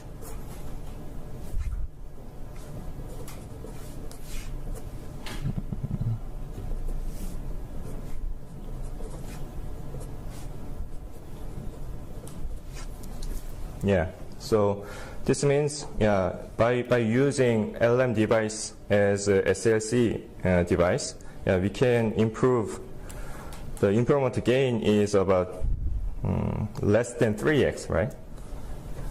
So as I remember, this is about 1000x, yeah, x days, and the final form, yeah, should be, yeah, you don't need to calculate the exact number of this. Is it clear or clear? Yeah. So you can. So it means that, yeah, finally it meets the target lifetime of the device, but it does not mean that there is no problem now, because, yeah, we reduce the capacity of the main memory system. So there should be some drawback of this approach, because, yeah, the total capacity of memory system is decreased. So, yeah, there should be more. It incurs more IOs, page faults in these systems. So even if we are, so the access latency is also decreased, but, yeah, we cannot guarantee that the performance of this memory system is improved by using SLC device. Okay, the final question is, yeah, provide a mechanism that would increase the guaranteed lifetime of the computer system without changing the physical circuitry of LM. From the baseline computer system in part A, describe the changes required to guarantee a computer system lifetime of 2 years with your mechanism. Okay, so again, the guaranteed lifetime should be capacity. So capacity over request size, and in this system, and program cycle, limited program cycles, and effective write latency. And effective write latency is composed of processor to memory controller transfer time, and memory controller to, yeah, LM transfer time, and the program latency of LM. Yeah, so we cannot change any circuitry of LM. So we cannot. So there are a lot of ways to improve the lifetime. So, for example, we can improve the lifetime by improving the capacity, or limited programming cycles, or reducing the size. Yeah, but it also affects it to each other. affect each other's value. So it is not quite straightforward, but yeah, the assumption is we cannot change any circuitry of OLM, so we cannot change the capacity first, and size also, request size also, and the program cycle. So the only thing, and also the program latency. So only thing we can change is just transfer time between processor or processor and memory controller, or from memory controller to LM. So, and this lifetime should be more than, let's say, more than 2 years.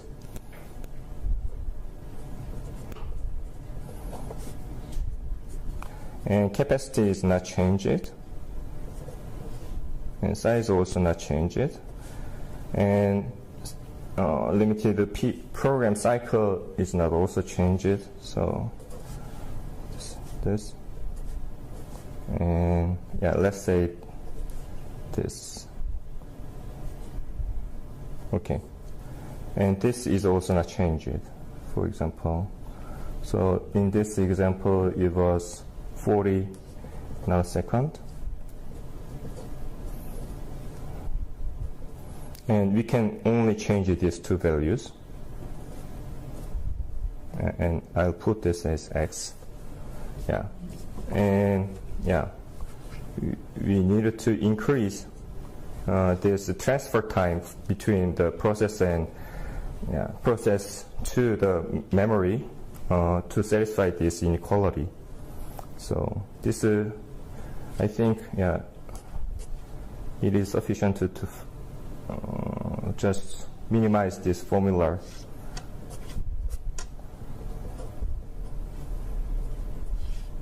And yeah, 2 years is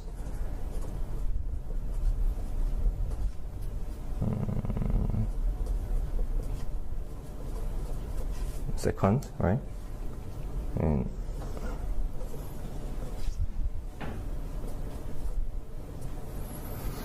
like this, and it, as far as I remember, is about 50 nanosecond. Is it clear? It is not very good approach because we will not use the potential performance of LM. Yeah, but if our most important concern is to guarantee the lifetime, yeah, we can say this approach as a throttling, and yeah, it is commonly used when we design real systems. Yeah, and the required value, so the delay value is 40. So actually our original transfer time was 24 nanosecond total. Yeah. So we double the transfer time just for guaranteeing the lifetime of the device, 2 years. Okay, it's all. So any questions for this?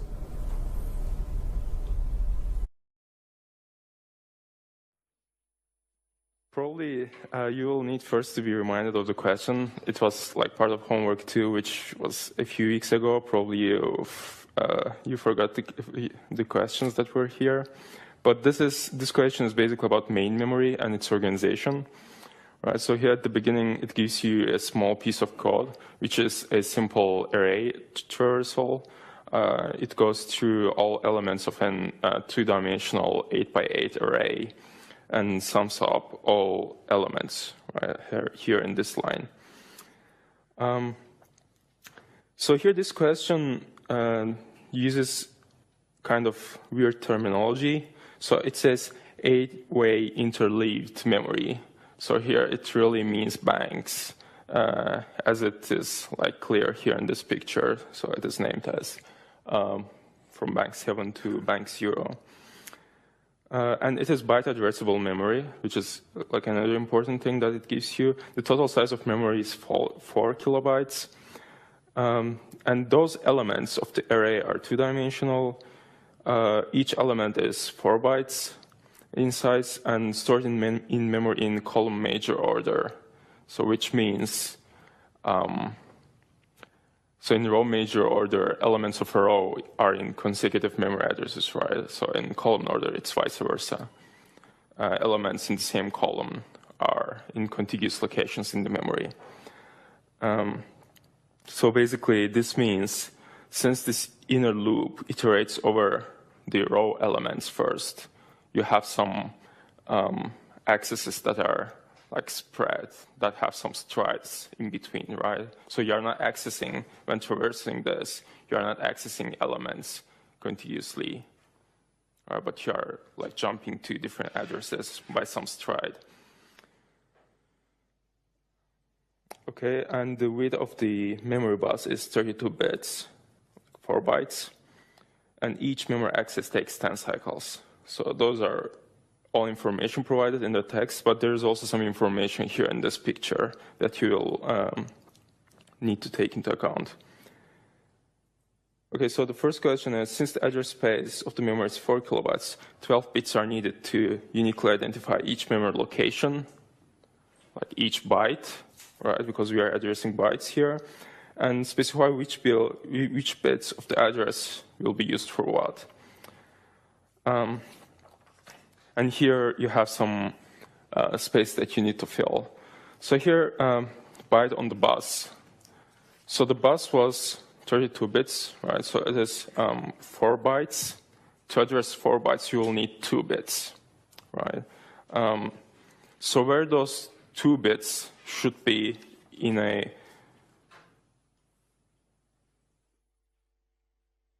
$12-bit address. So this is 12 bits. So this is the entire address where those 2 bits should be placed. Right, so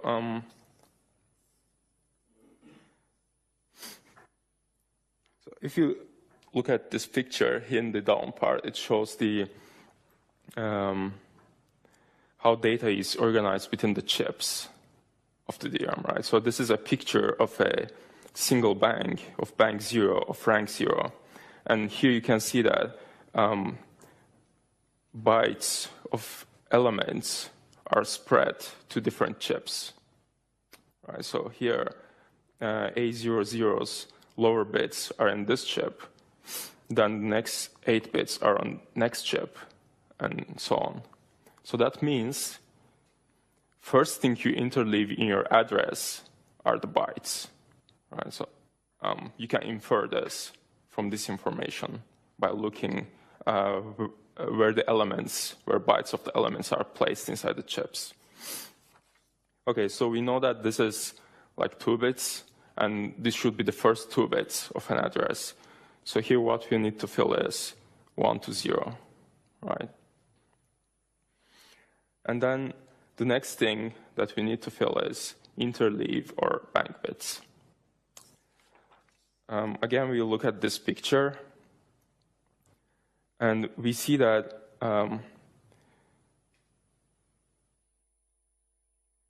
elements inside a row are mapped to the same bank, right? So A00 is here, and A01 is on the next row of a bank. And the elements of columns are in different banks. Right, so we have 8 banks in total. It says 8-way interleaved, so we need 3 bits. Where those 3 bits need to be? So we access in, it is stored in memory in column major order, right? So if it's stored in memory in column major order, then those are supposed to be consecutive bits, right? So the element in the next column, next element in the same column is supposed to be in consecutive memory addresses. That means the first thing that needs to come after the byte address should be the bank address, right? So we know it is 3 bits, and it should come after the byte address. So it will be from 2 to 4. It's the bank address. Is that clear? Because it is kind of tricky to think about, but yeah. So basically, you look here. The next element is here, And this needs to be in consecutive addresses, right? So this needs to be then the bank address, the next thing to come in the 12-bit address bits. Okay, and then chip address. So this is, again, kind of like odd terminology that we, I think, never used in the class. So here by chip address, it means actually the raw address, right? Address inside the chip. So we can maybe correct this as a raw address. So you know all chips operate in lockstep, right? So you don't have individual access to the chips unless they are in different ranks. Okay, so this is row address, what is meant here. And so we know how many rows we have from this picture, right? So it has put here dots, but we know that if you look here, the elements from 0 to 7 come here. So this means we have 8 rows in total. So again, we need 3 bits to specify the row address. And the row bits needs to be, again, the next thing that comes, basically the bits after 4th bit. And the reason for this is basically, again, how the elements are laid out, right? So, so this is rank 0, right? And all the data, the entire array, A by array, is mapped to rank 0, right? And those are consecutive addresses. So if we switch the rank, if we put rank bits as the next thing, then the data should have been in the next rank. But here in this picture, we see that it's only on the rank 0. So the next thing to come is the row address. And again, here from the elements, here we see that it's on the next rows. So we write here from 5 to 7, right, 3 bits. And then the rest is rank bits from 8 to 11. And then we can tell also how many ranks we have, right, after this. And you can also tell it by looking at the size of the memory. It is giving us 4 kilobytes. Okay. Any question about this? Anything that's not clear? Okay, so you have probably checked the solution already, but sometimes the solution is not that clear. So it's good to iterate over it. Okay, the next question, it's on this side. How many cycles are spent accessing memory during the execution of the above code? Compared with the number of memory access it could take if the memory were not interleaved, single 4-byte wide array. So this means if you have just a single bank and you don't have ranks, I suppose. But ranks are not used anyway. Okay. So let's first calculate how many cycles it will take. So each access to the memory is 10 cycles.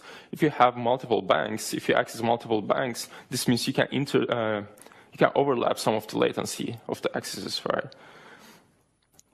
But here in this case, if you look at it, so the elements are accessed in row major order. So data is placed to the RAM, to the memory in column major order, but the accesses are in row major order. So you first access this element, then this element, then this element. So you have conflicts in a bank, right? So you interfere for the same bank, always. Almost always. So if you look at the inner loop, so you access the same bank, you access the bank 0 8 times, and then when switching to the next iteration, so once we finish the inner loop once, and then go to the outer loop, and then get into this again, we switch to the next bank, right? So we have a little bit overlap here when we switch to the other bank. And basically, how many times we have this overlap? It is 8 times, right? Because we actually it's 7 times because we don't have anything to overlap with in the last outer loop iteration. So it is basically we have just to visually represent the pattern we have here. I will use this notation. So C for conflict, right? So we make the first access as C. We don't have anything to overlap with it because it's the first access. So I'm here noting the the accesses during the execution of this code here. So when accessing the first element, we go to bank 0, or maybe it's better just to write the bank number. Okay, so we go to bank 0, we go to bank 0 8 times, right? Okay, I'll just write it. So this is 8, and then we switch to bank 1. So here we have some overlap, right? So each of those took 10 cycles to complete, each of those zeros. But here we can overlap. So it's part of this access comes for free, right? So we can overlap it with the previous 10 cycles access. And then we continue to access 1 and then switch to 2.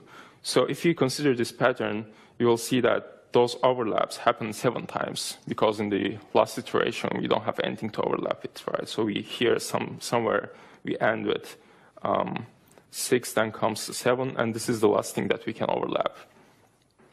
Okay, and basically to calculate how many cycles it will require is, and you can also like count it, since the array the array size is very small. One option is to count it, but you can also formalize it. And here the formula, the easier way of calculating this will be assuming all accesses happen. Okay, I'll just write it here. So we have 8 by 8 accesses, right? We are accessing in total 64 elements, and each of those will take 10 cycles if all of those were bank conflicts, right? So this is actually the other case, a single 4-byte wide array case, right? And you can calculate how many cycles this is. So this is 640 cycles. Okay, but since we have some overlap in latency, we need to subtract this latency, subtract the overlap.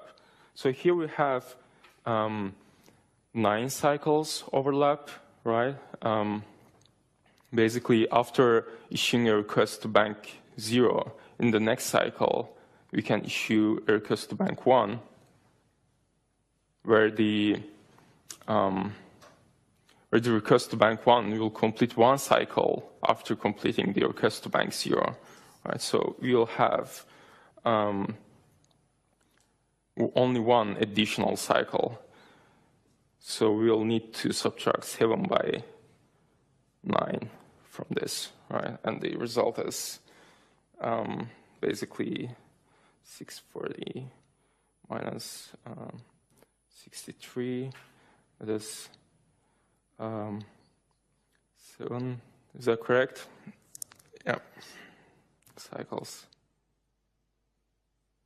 Yeah, so this is the case, the number of cycles this program takes to execute on an 8-bank memory system. If you had only 1 bank, it should have been slightly more. Yeah. Okay, I'm going to the next one, if there are not any questions about this. Could you press the button while talking? It's good to have it in the recordings. Yeah. Is it working? I think you need to press it hard. Oh, it's not working? Okay, okay. I mean, it's not convenient. Okay, yeah.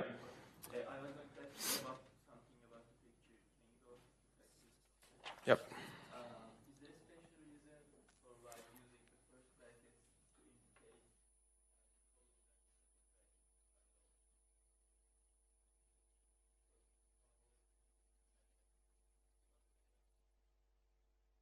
Is it? Yeah. I mean, there are still rows here, right? So the first thing is row, but it indicates the row number, right? So this guy here, this is the row number. So it's also same in the picture, right? So this is the row number. So this is like A10 means the first element of the second row, right? So this is row 0, this is row 1, and this is the element that is referenced here. But if it is column major, yeah. Isn't column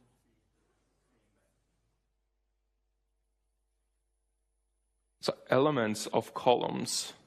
So, okay, let's read the question again. So it says here that are 4 bytes in length, elements of array A are 4 bytes in length and are stored in memory in column major order. So in row major order, you store elements of rows in consecutive addresses. So it says the elements of columns are stored in consecutive addresses. So this is the information that is given to you. And then we filled those numbers here based on that information.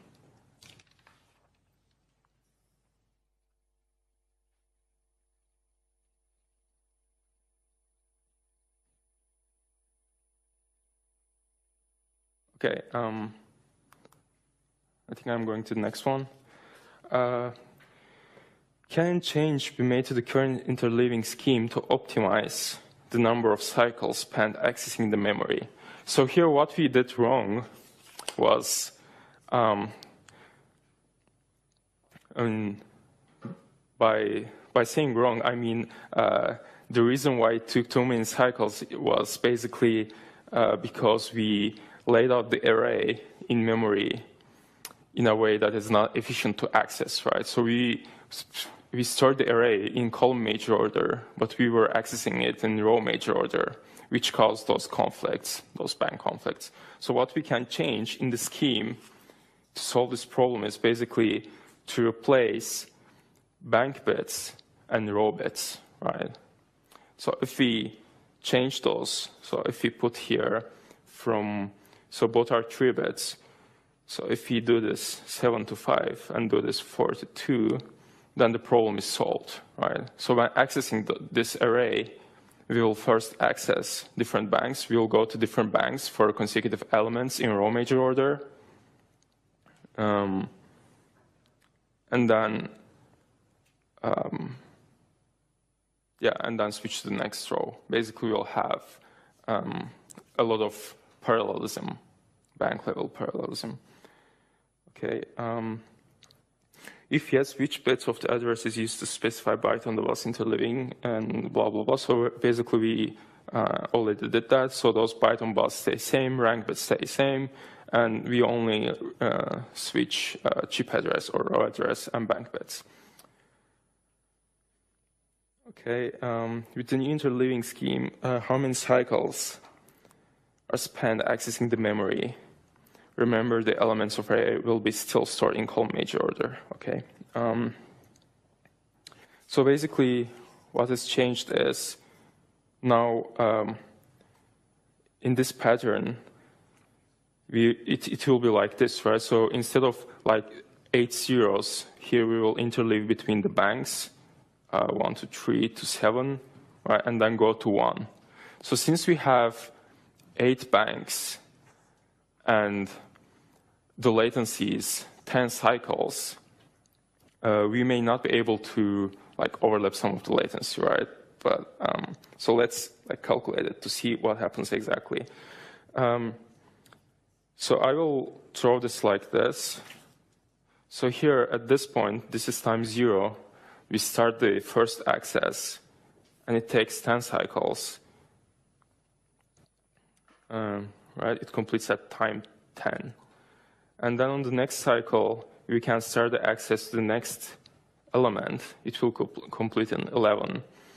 And so basically this continues like this, and the access to the last bank will be started on cycle 7, right? And it will complete on cycle 17. So we will have this, this pattern continuously. So here on cycle 7, on cycle 8, we will again want to access bank 0, right? But but at cycle 8, this bank 0 is still busy. It is servicing the previous request. So this will need to wait till this point, right? So basically, each iteration of the inner loop will take 17 cycles. I'm sorry, it will take 10 cycles, right?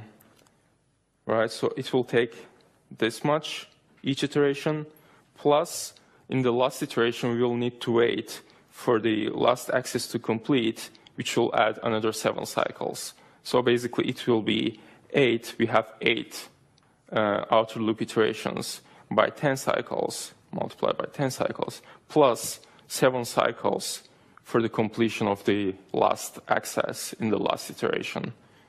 And this is 78 cycles in total. Right. So just by changing the interleaving scheme, we have improved the execution time of this program significantly. Okay, and D is very similar to this, but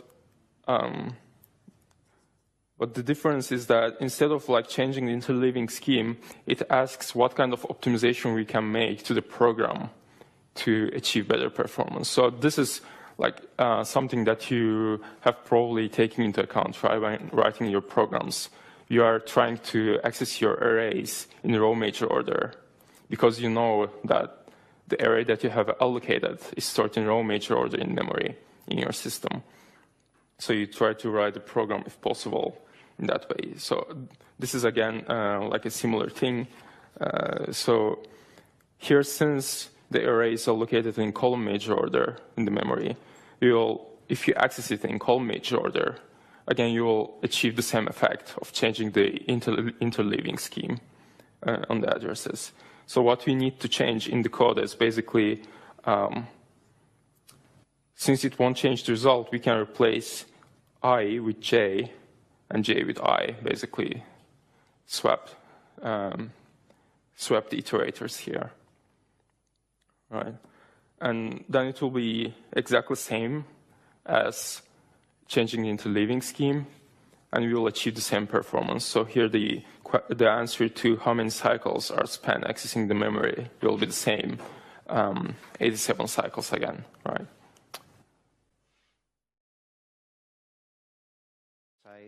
The next problem is the potpourri about main memory. So as it says a machine has 4 kilobyte DRAM main memory system. Each row is refreshed every 64 milliseconds. And it's important when you solve or when you read this solution, it's important to keep in mind this note. It says this is an open-ended question. So there might be many different ways of answering this question. When we grade your answer, we will take that in mind. So we will consider probably any answer that you might give. It's going to be good or it's going to be interesting. These are just some possible answers. It's important to keep in mind that for these answers in this question, so the answer that you have here in this solution, we are going to consider that this memory or the memory scheduler uses first ready, first come, first serve policy. And so the answers that you can read here are given assuming this scheduling policy. So part A says the machine's designer runs 2 applications A and B on the machine. Although applications A and B have similar number of requests, application A spends surprisingly larger fraction of cycles stalling for memory than application B does. What's the reason? So assuming that we are using a first ready, first come, first serve, a possible answer to this question is that application A has such a large fraction of cycles because there are many row buffer conflicts for application A. Luckily, it's much better for application B, probably many row buffer hits. The second part B says application A also consumes a much larger amount of memory energy than application B does. What might be the reason for this? It's again because of row buffer conflicts, because row buffer conflicts consume more energy because they require pre-charge, activate, and read-write.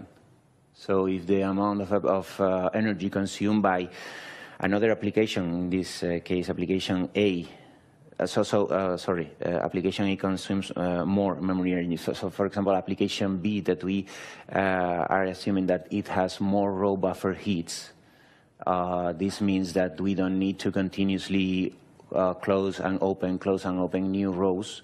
So because we are hitting the row, so that's why the consumed energy is less, is lower. Part C says when applications A and B are run together on the machine, application A's performance degrades significantly, while application B's performance don't degrade as much. Why might this happen? So it's important, this is interesting because we have to keep in mind that applications might interfere with each other. So in this case, if we have, as we are assuming, a memory scheduler that favors row buffer hits, like the FRFCFS scheduling policy, probably this memory scheduler is favoring one of the applications, in this case, application B, because it has many more row buffer hits than application A. So that's the reason why the performance of application A degrades much more. Part D tells us to consider a smarter policy to refresh main memory. And now the idea is that one row is going to be refreshed only if it has not accessed the past 60, it has not been accessed during the past 64 milliseconds. And it says, is that a good idea or not? Well, this can be a good idea because it's obviously going to reduce the amount of energy spent on refresh. Also, this is going to affect the amount of energy that is going to be spent by each application. So if we have a large fraction of rows that have been accessed, well, they won't be refreshed every 64 milliseconds, so we can have an improved refresh outcome. The last part, part E, says the refresh energy consumption when application B is run drops significantly when this new refresh policy is applied, while the refresh energy when application A is run reduces only slightly. Is it possible? Well, again, this is related to the memory footprint of the application. So, for example, in this case, we can consider that application B has a large working set, while application A has a much smaller working set.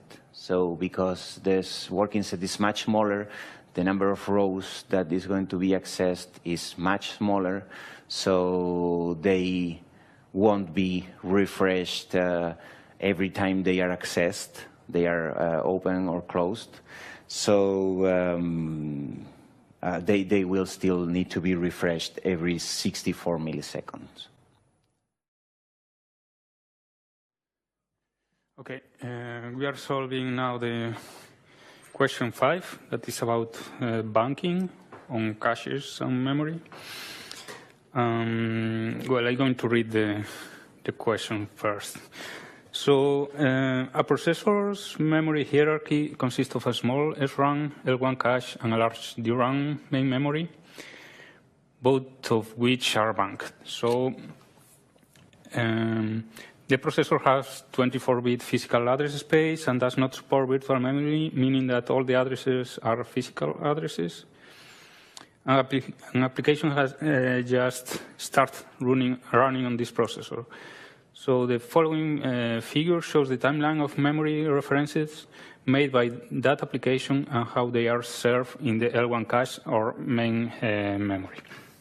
So we can hear this is the part of the cache access timeline, and this is the memory access timeline. So this is the time.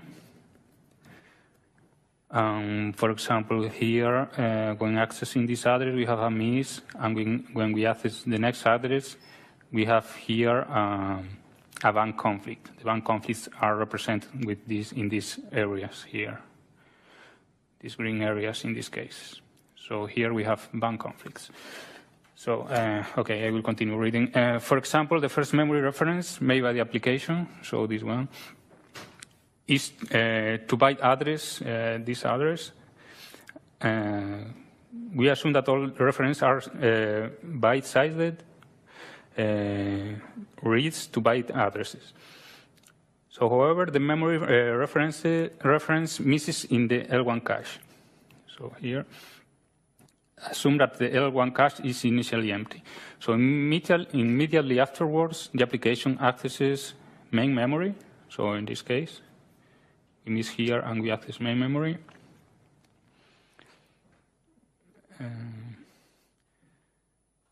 Where it experiences a raw buffer miss, this case here. Initially assume that all banks in main memory each have a row open that will never be accessed by the application.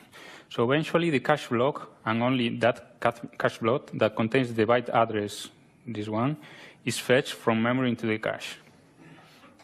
So at the end of this access. Subsequent memory references may experience bank conflicts in the L1 cache and or in main memory, if there is a previous reference still being served at a particular bank.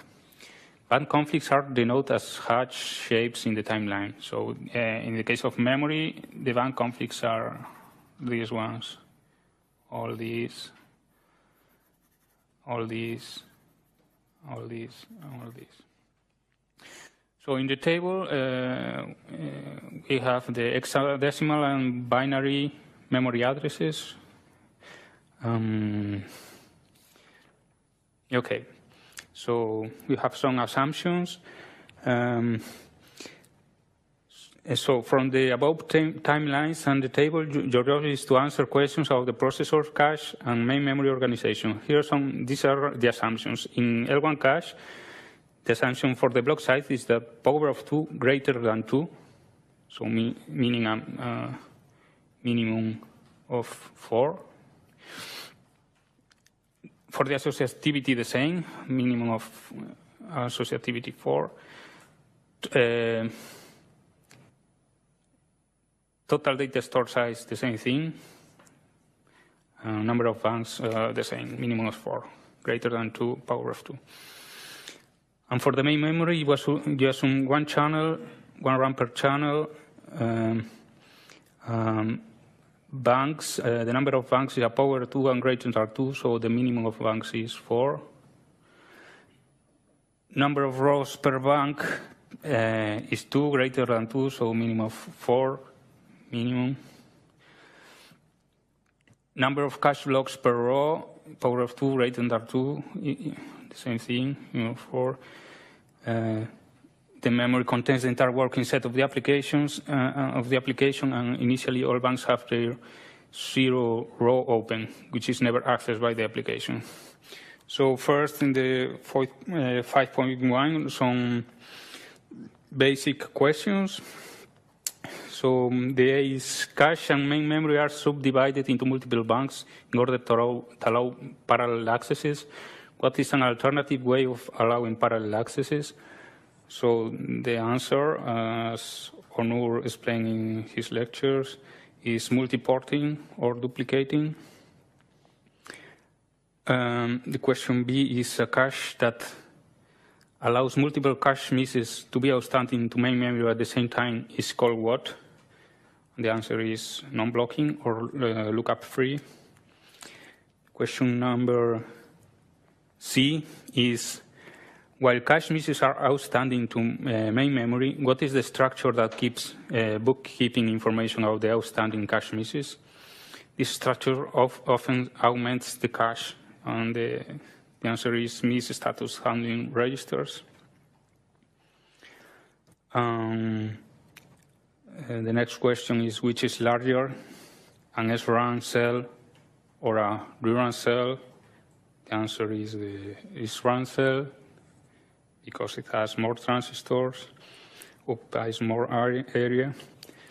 So related with this question, the next one is, what is the number of transistors and capacitors needed to implement each cell, including access transistors? So for a regular SRAM cell is 6 transistors, and for DRAM is 1 transistor and 1 capacitor.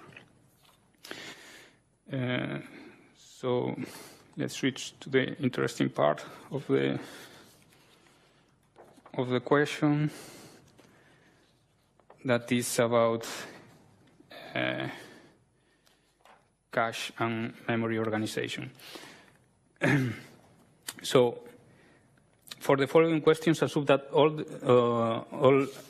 subsets and indexes come from contiguous address bits. So what is the L1 cache block size in bytes?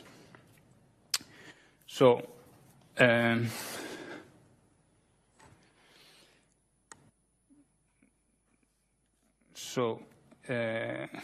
for calculating the block size, it's enough to know where the offset, how much offset bits we have in for indexing the bytes inside the blocks. So we can divide the addresses in 2 parts. One is the offset, and this is the part where we identify the block itself, and this is within a block. So we can focus on this heat that we have here in the cache. We're talking about the cache, okay? So for heating in a cache block, we have to access to the same cache block, meaning that this part of the address have to be the same, and this offset could be the same or different. So, for example, if looking at this address that corresponds in binary to this, to having a hit, we need to match these bits. That this could be, for example, the bank bits plus the tag plus the index, for example. This could be in other order, but let's consider all these bits that are the bits that identify a block in the cache. So these bits have to be the same. So, for example, we can assume, for example, that these are the bits that identify the block, and all other bits are the offset. We can see clearly that this is not the case, because if this is the case, for example, in the next axis here, we will have a cache hit because we have the same bits here. This and these are the same. So this cannot be the same. So we can take more bits and see that this is the same case with the next address. So this cannot happen because in the next address we have a miss. And if we assume these bits here, we will have a hit. So this is not possible. If we get more bits, we have the same situation. We don't have a hit here. So this is not possible. If we get all these bits to identify the block, and only these bits for the offset, we see that this is coherent with the next axis because it's a miss. These bits are different from these ones. And if we look in all other axes, we have the same bits here. So this could be a hit in this block. In this case, we have different offset. We are accessing to different words inside the block.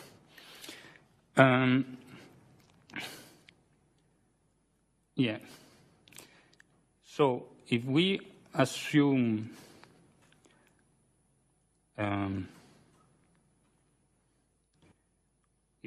one more bit, we wouldn't have a hit here because this bit is 0 and this is 1.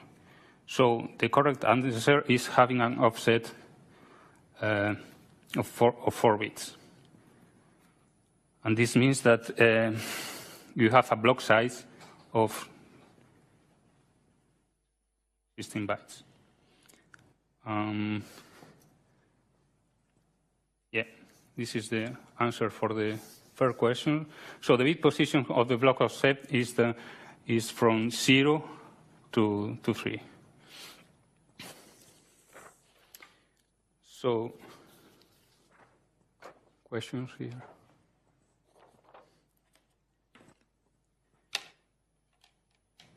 So for the next question is how many banks are there in L1 cache?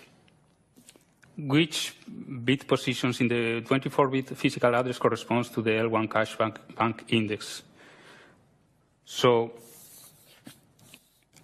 having the same figure here, so now we will focus on the bank conflicts, so in these areas here.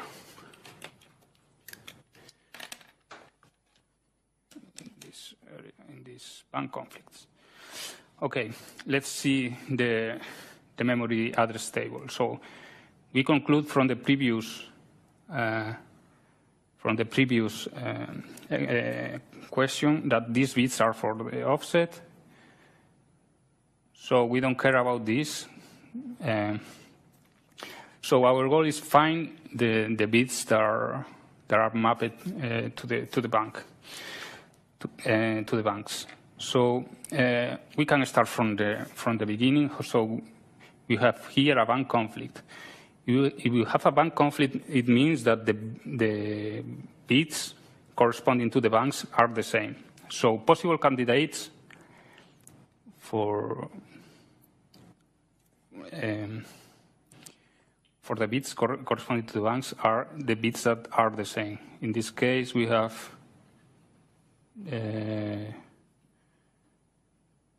these, and also you have these two. Okay, these are possible candidates until now.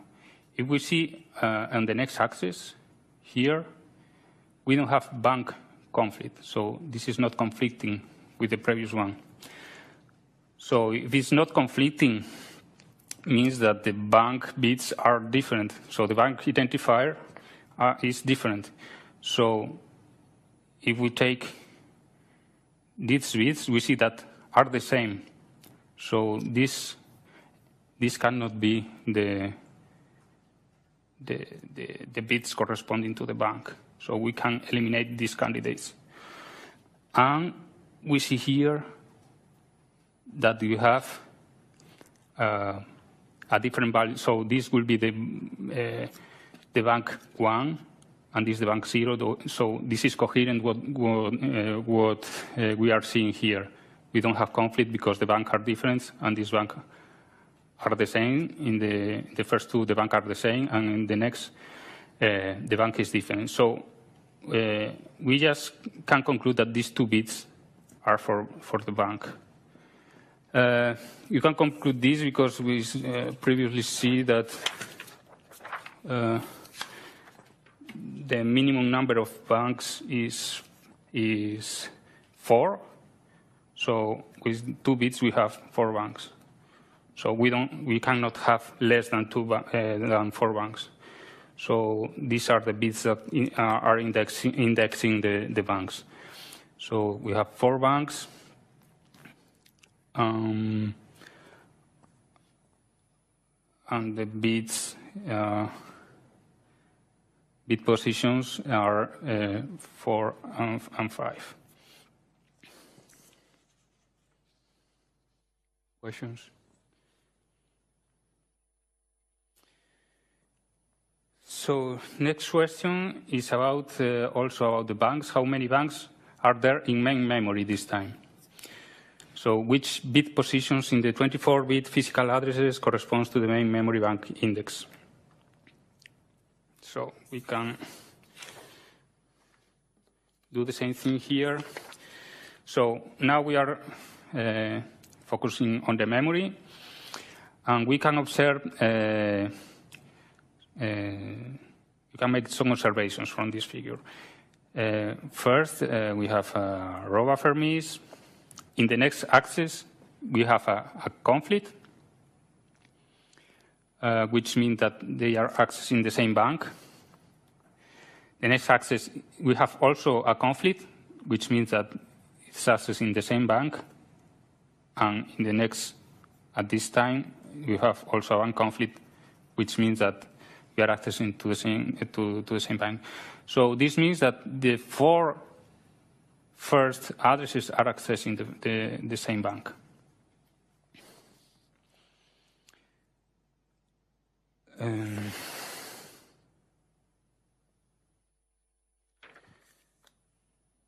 So this means, so let's go to the address table.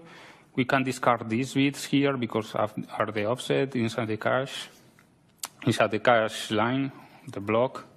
So these are not candidates.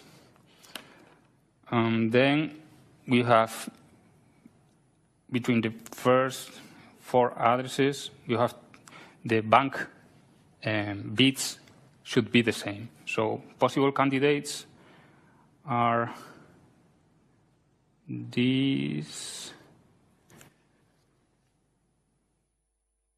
bits are the same, and also these bits are the same in these 4 cases. So possible candidates for banks are so far these. So the next axis is this one. We don't have a bank conflict. So this means that this axis doesn't conflict with the previous axis and with the axis before, and even with the axis before of this. So this means that the bank address should be different. So we see here that these bits are equal to the previous bits. So we can discard these bits because they are equal, but the bank is different. We don't have a bank conflict. So we only have these candidates, these 3 bits as candidates. So the possible options that we have until now is that these 3 bits here are indexing the bank. But with this information, the bank could be also indexed by only these 2 bits. Only these 2 bits. Because these 2 bits, so this is, in this case, is 2 and this is 3, so it's different. So could be only these 2 bits. These other 2 bits couldn't be because the value is the same than the previous one. So we discard this couple of bits. In the next axis, we don't have a bank conflict with the previous axis or the axis before. You don't have any bank conflict here. So it means you have these 3 candidates. We can see that if we choose only these 2 bits, we will have a conflict with the previous accesses, a bank conflict with the previous access. So we have to discard also this option of being 2 bits. So the only option that we have now is that these 3 bits are the bank indexes. So these So we have 3 bits for indexing the bank, so the number of banks will be 8 banks. And the bits are from 10 to 12, I think. Yeah.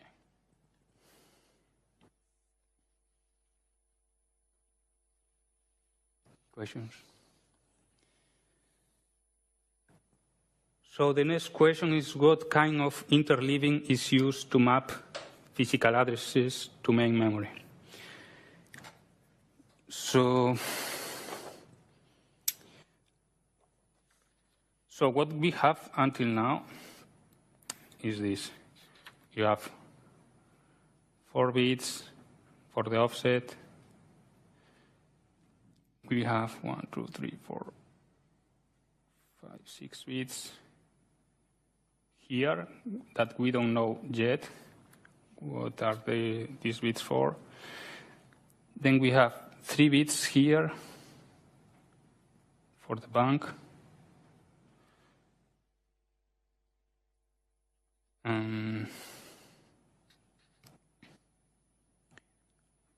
Then we have the rest of the bits here that are 11 bits here. That we don't know what they are for. So to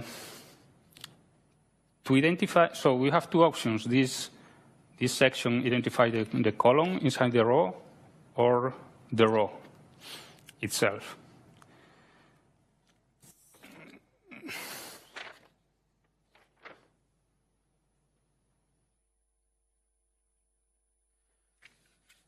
So I'm going to use this clean sheet. 4 reads, 6 reads,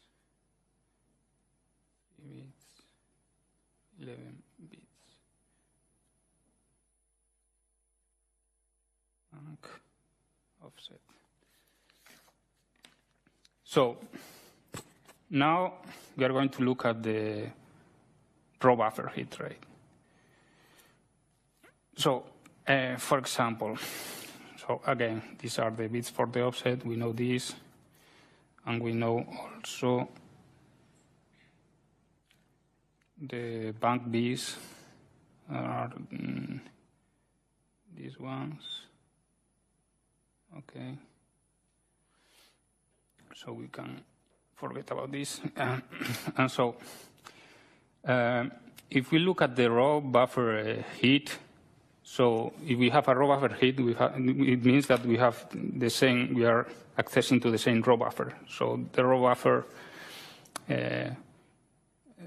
should be the same. So if we look, for example, here in the first case, have these bits, and we can see here that these bits are equal and here are different.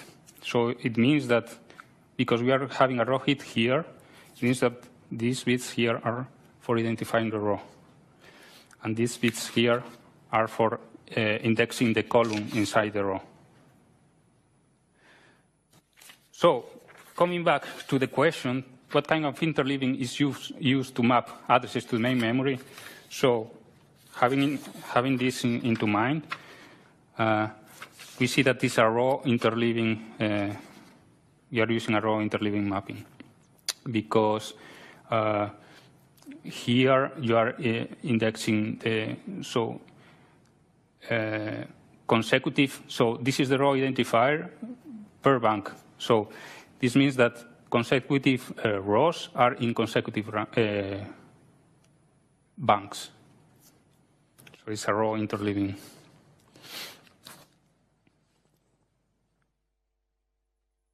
And this index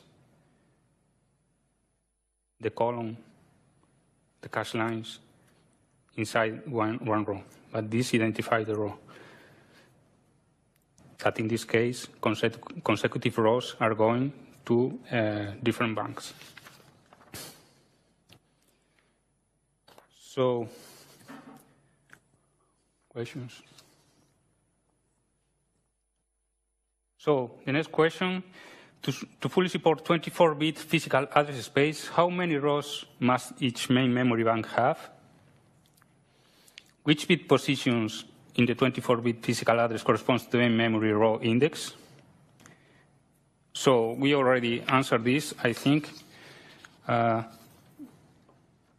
So the question is, how many rows must each memory bank have to fully support the 24-bit physical address space? So as we saw this, we have 11 bits per bank to identify the row. So the answer is 2048 rows. And the bit positions are, these ones are from 13 to 23. And the last question for this question 5 is, each cache block within a row is called a column. Well, we already know that. How many columns are there in a single row? Which bit position in the 24-bit physical address corresponds to the main memory column index? So it's the same thing. We have the columns here. We have 6 bits per column, so the answer is 64 columns. And the bit positions are from 4 to 9, these bits here.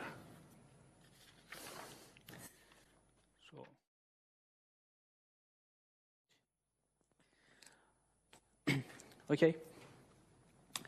Let's quickly go through question 6. In this question, we have a Magic-RAM, which is a non-volatile memory, and it is 2 times slower than an SRAM. And the access latency is similar to DRAM's cell. The dynamic energy of Magic-RAM is similar to DRAM, and actually the cost of Magic-RAM is similar to DRAM too. And Magic-RAM has higher density than DRAM, but Magic-RAM has an endurance problem. It means that after 2,000 writes to a cell, the Magic-RAM is weared out. So in the first question, it asks the advantage of Magic-RAM over the DRAM. So obviously Magic-RAM does not need refreshes, which means it reduces the power consumption, and also now we have better bus utilization and less bank contention. And also Magic-RAM provides the non-volatility, which means it brings new opportunities for the programming models. And question B, it asks about the advantage of Magic-RAM over the SRAM. So Magic-RAM has higher density and lower cost compared to SRAM. In part C, it asks that does it make sense to add Magic-RAM anywhere in this memory hierarchy? So the answer is yes. We can use Magic-RAM as a part of the address space in option 2. When we have when we have L2 cache miss, we can have DRAM access or Magic-RAM access. So Magic-RAM actually keeps part of the address space. Or it can be the whole address space in option 1, and DRAM actually acts as a cache for Magic-RAM. So this is the 2 possible options for adding Magic-RAM. For example, we cannot insert Magic-RAM between L1 and L2 because the access latency of Magic-RAM is slower compared to SRAM, and it doesn't make any sense to add Magic-RAM there. So, and what can we do for reducing the overheads or mitigating that endurance problem? So actually, if we use DRAM as a cache for Magic-RAM, Actually, DRAM is filtered some write accesses to MagicRAM, and it's good. But what we can do more is adding a write buffer between DRAM and MagicRAM. It can be used for coalescing or combining writes. And also, we can use some real leveling techniques to try to uniformly distribute the writes to MagicRAM cells. It can, we can have good endurance if we uniformly distribute the writes. So we don't write to one cell 2,000 times and to other cells only maybe 1 time. And also, if we use MagicRAM as a separate address space, we can have a technique to dynamically detect some pages that are mostly read-only, and then we can allocate those pages to MagicRAM, and it's good to have a good endurance for MagicRAM. Yes, that's all.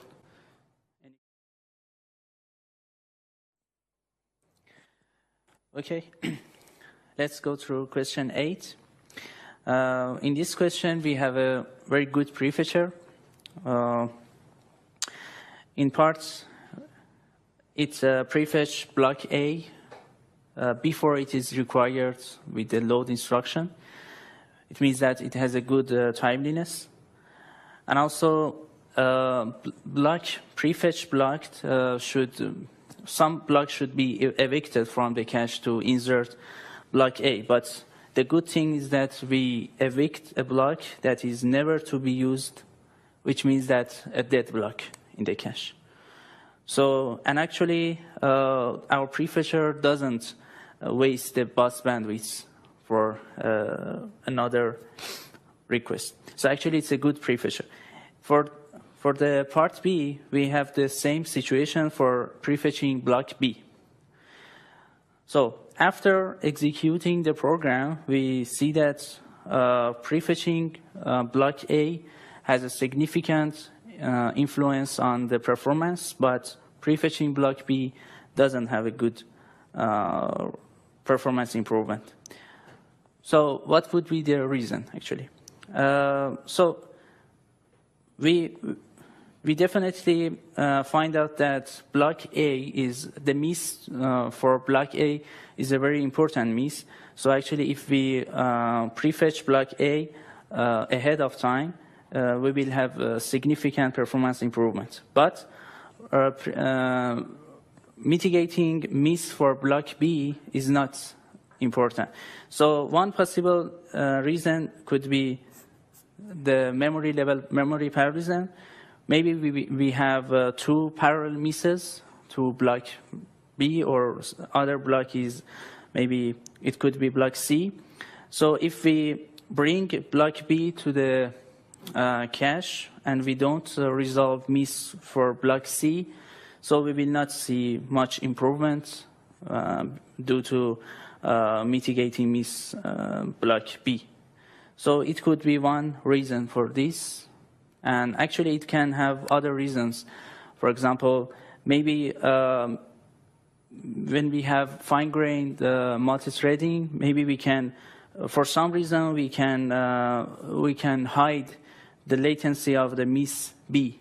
So in the baseline, when we have miss B, the processor is not stalled because we have other active threads that could be scheduled for the execution. But for miss A, the processor would be stalled. So if we resolve the miss A, we will have performance improvement. But if we resolve miss B, we will not have performance improvement. These are 2 possible answers to this question. Yeah. So this question is one of the questions that appeared in the final exam last year, which is about the DRAM refresh. And for this question, actually, we are given multiple refresh policies. And based on these refresh policies, we are asked to solve the questions, basically. So to do this, actually, we have a memory system where we have 8 banks, and each bank contains 32K rows. So let's just immediately calculate the total rows, which is 2 to the 18. So, and we also have a table where it shows like some certain rows, which shows the retention times of the certain rows given the temperature. So let's jump to the first question then. So we are given a refresh policy which is called the refresh policy A, and in that question we have a refresh interval which refreshes all the rows in a DRAM, which covers the worst case retention time. What does it mean? So it means that given a temperature, it refreshes all the rows where according to a row where it has a lowest retention time. So according to this table, we will have our smallest retention time here, because it will always give us the smallest retention time unless the temperature is 0. So given that the A says that, let's assume that the refresh interval is 32 milliseconds. So what can be the maximum temperature so that the DRAM can operate reliably? So basically I will take this one and solve the T given the refresh interval, which is 32 milliseconds. So the T will be basically 96 Celsius degree, and so that the DRAM can operate reliably given this refresh policy. So this was the first question.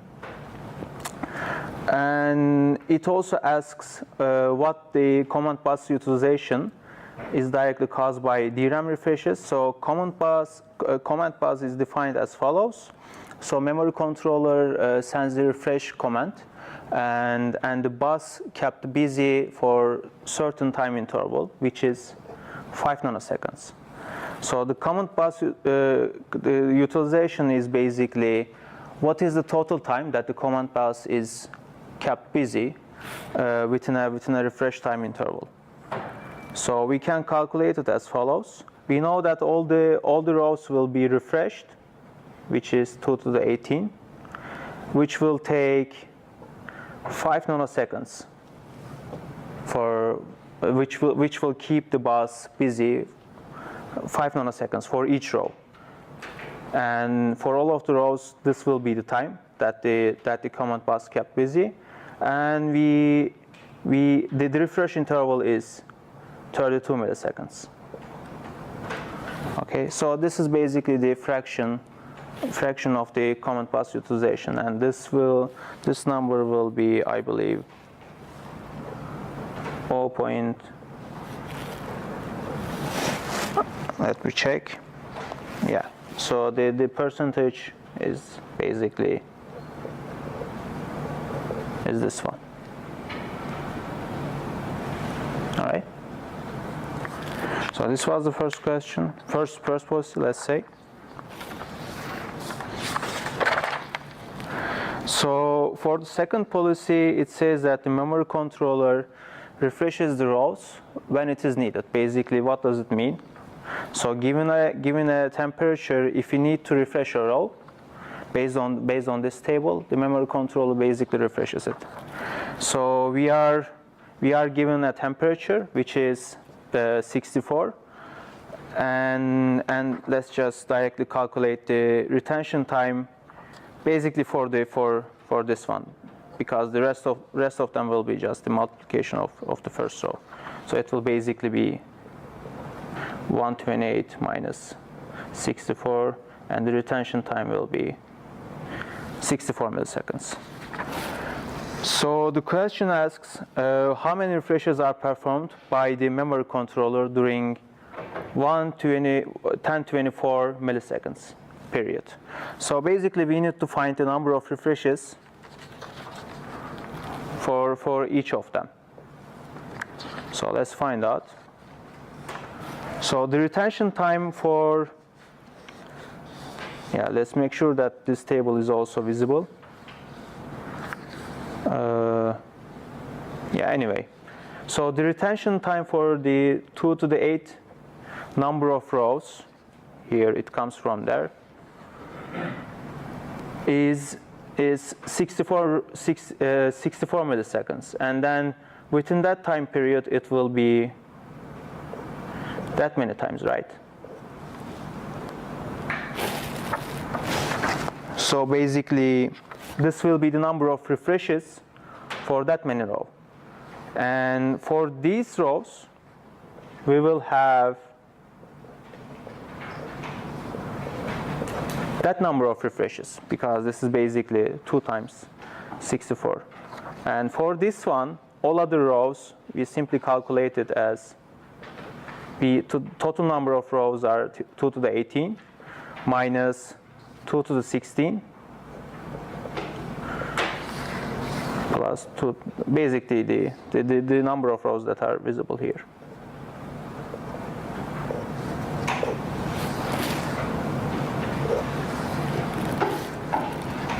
So for that many rows, we will have that many refreshes, that number of refreshes, and for the last one, we will have that many refreshes. So if you basically sum these refreshes, you will get this number.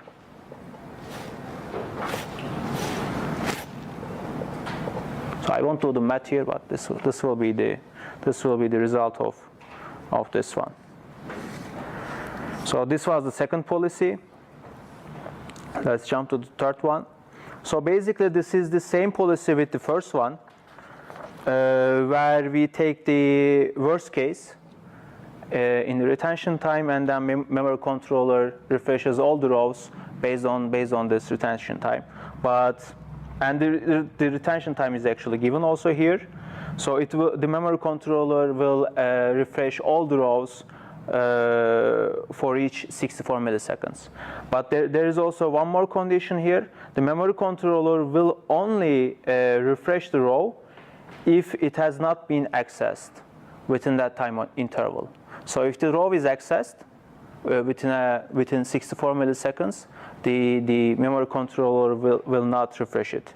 So basically, the first question asks this one: why is the case? Why can a memory controller can behave like this? Do you have any guesses for this one? So why can it behave like this? Why can't skip the row? Yeah. Because the set is recharged on every access. Yeah. Was it the same for you? Yeah, that's basically the case. So when you access it, the cell will be recharged after it is sent to SAMS amplifier. So yeah, this is the case. So let me formalize it. The charge of DRAM is restored basically when it is accessed.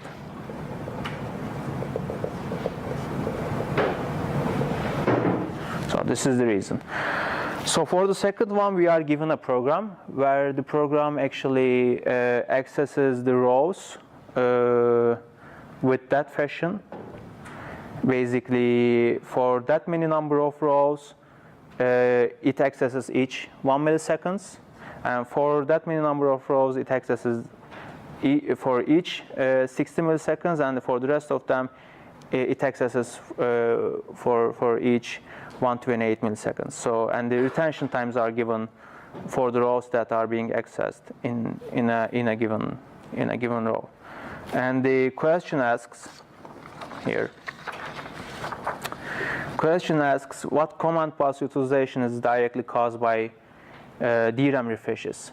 So remember that the retention time was 64. So the refresh interval will also be 64 for all of the rows. But the program accesses these rows before refresh takes place in 64 milliseconds. So this means that that number of rows will already be accessed, so we won't need them to be refreshed again, ever. Because this guarantees that these rows will be accessed before a refresh takes place. So we basically say that for these there is no refresh takes place by memory controller. But for this one, we can calculate it. So let's do it. So basically the number of rows left here is 2 to the 18 minus 2 to the 16 plus 2 to the 16. And this will be, I believe, 2 to the 17. Yes. So these are the number of rows that will be refreshed. And remember, the bus kept busy for 5 nanoseconds, so the utilization will be 2 to the 17 multiplied by 5 nanoseconds.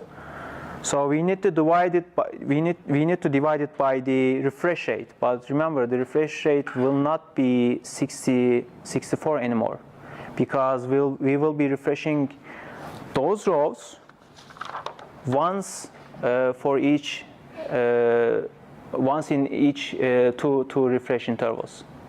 Okay, so the refresh interval will basically be 128, not 64. Okay, and this will result, I believe, like this. And this can be written as like this as well. Yeah. So the last question, question for the last policy is a bit tricky. So we have a balloon filter for this policy, and the memory controller checks the balloon filter if the row is located. If the retention time of that row is basically defined by the first row. Okay, so if the balloon filter says yes, the memory controller basically refreshes such rows for each 64 milliseconds. If not, it will refresh it for each 128 milliseconds. So this is basically the policy of this memory controller. So if you remember, the balloon filter can't say no if the data is already there. Like if within the bit vector, within the balloon filter, if the data is already located, and if you ask for it, it can't say no. It will for sure say yes. There's a data there.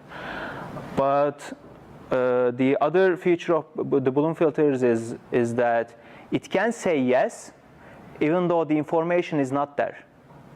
So there is this false positive behavior of these balloon filters.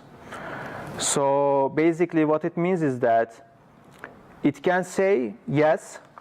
Like, for example, let's take a row which shouldn't be refreshed within 64 milliseconds. Let's say this should be refreshed in 128, and it says, like, is it located in the balloon filter? And if the balloon filter says yes, then this is false positive. Okay, this is basically what it is. So the question asks for the false positive rate. And we are given a temperature here. So as I said, it refreshes the rows that are located in the balloon filter for each 64 milliseconds and the others for 128 milliseconds. And it says that within that time interval, within 124 milliseconds, we have that many refreshes. So let's define P as the fraction of the rows that were a false hit in the Bloom filter that should have been refreshed within 128 milliseconds. So this will be my fraction, okay? So basically, let's write like this. So we have 2 to the 8 rows here that should actually be refreshed within 64 milliseconds. Plus, we have 2 to the 18 minus 2 to the 8. This is the rest of the rows that should be actually refreshed within 128 milliseconds, and this is the fraction of the rows that were a false positive. Okay, so basically this is the number of rows refreshed in each, let's say, each 64 milliseconds, and this is our false rows. So, and how many times those are refreshed? So this is within that period. So this is basically number of refreshes for 64 milliseconds, let's say. Plus, we also have 2 to the 18 minus 2 to the 8 multiply minus 2 to the 18 minus 2 to the 8 multiply by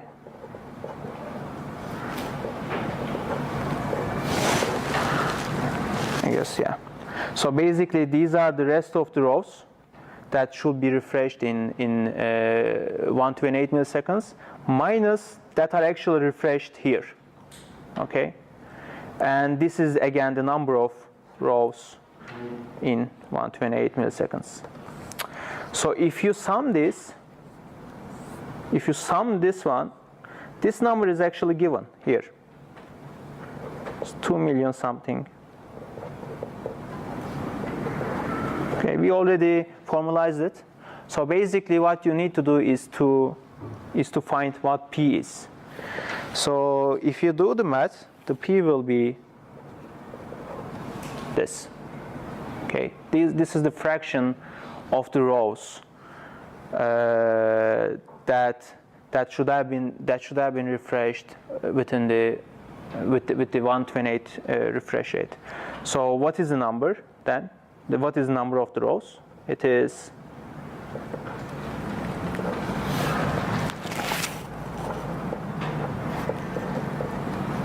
okay, and this will give us.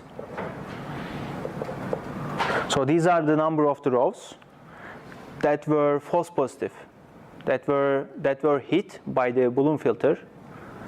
And what are the total? And our fraction will be basically the total number of rows is this, and this is the false positive rate. And this is what the question asks for.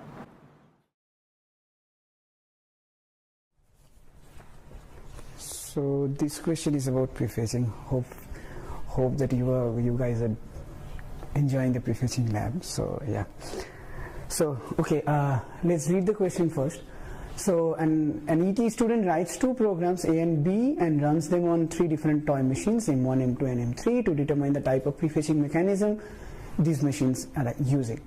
Now she observes that program A and B to have the following request access pattern. The access pattern is shown like this, and so these access patterns are actually to the cache block, but not the actual cache address, not the block cache block addresses. Yeah. So yeah, program A actually has 27 accesses, whereas program B has 501 accesses, and the access pattern goes like this. And then the student is also able to measure the accuracy and the coverage of the prefetching mechanism in each of the machines, and the coverage and the accuracy for each of the machines for each of this program looks like this. So now there are some more information that we have is this. So basically the first information says that the prefetcher prefetches into a fully associative cache, which is an 8 cache block wide, and the prefetchers have large enough resources to detect and store all access patterns. Third one is each cache block access is separated long enough in time so that the prefetch issue can complete before the next access happens. So that means there is no problem of the timeliness. And there are 5 different possible choices for the prefetching mechanisms that we know beforehand. So the first 2 are the Markov prefetcher, 3 and 4 is a variant of a next block prefetcher, and the 5th one is a stride prefetcher. The first 2 basically says that Markov prefetcher which can learn and store up to 4 entries, second one can store up to 10 entries, third one is just the next line prefetcher, like the next block, exact next block, and the 4th one is the 4th next block basically, and the 5th one is the stride prefetcher. So now the question is that none of them have any confidence bit, and they starts with empty table and everything is fine, and then the prefetch degree is only 1. So that means we only send 1 prefetch request for each demand access. So now the question is that so determine what type of prefetching mechanism each of the above mentioned machines use. So the first approach to solve this problem is, whenever you see this kind of question in exam, it's better to simply just go with this program access pattern and just evaluate how this program would behave, like how a normal let's say these prefetchers, these 5 type of prefetchers would behave for this access pattern. So I'm jumping straight towards the solution itself. So I have the solution printed out because it's like too much writing, but let's go through the solution. So if you recall what is a Markov prefetcher basically understands the correlation of the cache block addresses. So basically whenever you have a cache block address A and A plus 1, so it learns that A plus 1 is followed by A. That's the correlation it's learning. Similarly, it actually learns A plus 2 is followed by A plus 1, A plus 3 is followed by A plus 2, and so on. So the idea of prefetching in this context is, whenever you see, let's say A, it would actually issue a prefetch for A plus 1 after that. So that's the Markov prefetcher, right? And we know that table size basically determines that how much information you can store, how much knowledge you can store actually. So let's see. So in the first case, we have these 27 accesses from program A. So now let's see, if our Markov table prefetcher has only 4 entries, so that means it can learn, so let's say A plus 1 is followed by A, that's 1 entry, A plus 2 is followed by A plus 1, that's another entry, and so on.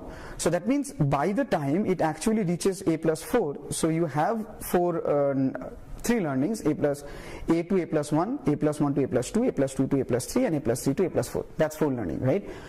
Now if you go to A plus 8, you are actually dropping the first learning, and A plus 8 is something which is completely new to the prefetcher. Prefetcher actually haven't seen this cache block address before, so it cannot make any prediction in this case, right? So if we just extrapolate the entire thing, so it's just learning something, it doesn't have enough storage to apply its learning, so that means it's not prefetching anything at all, because none of the addresses are repeating, and when the address actually repeats, by that time it actually forgot everything because it doesn't have enough information to store. So that's why its coverage is 0, accuracy is 0. It's not prefetching anything, coverage is also 0. But accuracy should be 100% technically, but yeah. But okay, so let's go to the second case. So the second case is basically like you can actually store A plus 1 followed by A, and so on, right? So if you see how many entries are here, that's 9 entries. So that means a 10 entry table is actually can store up to this entry, that A is actually followed by A plus 64. Till this you have the knowledge. Now the prefetcher actually sees that A plus 1 came again. Now A actually came again, so it starts prefetching A plus 1 because it has enough storage to remember that A plus 1 is always followed by A. So that means any further access is actually prefetchable. So in this case, then we can see that, okay, the coverage is 17 out of 27 accesses, and the accuracy is 17 out of 18, which is like pretty accurate. Make sense? Okay, now let's go to the second one, third one. So third one basically says the next block access. That's a very basic prefetcher. So A predicts A plus 1, A plus 1 is good. A plus 1 also predicts A plus 2, A plus 2 is also covered. A plus 2 predicts A plus 3, A plus 3 predicts A plus 4, everything is covered. So that means A plus 1, A plus 2 and A plus 3 and A plus 4 is predictable. Right? Now A plus 4 will predict A plus 5, which is not present, so that's completely gone. Now A plus 8 will predict A plus 9, which is also gone. I mean, program is not accessing this one.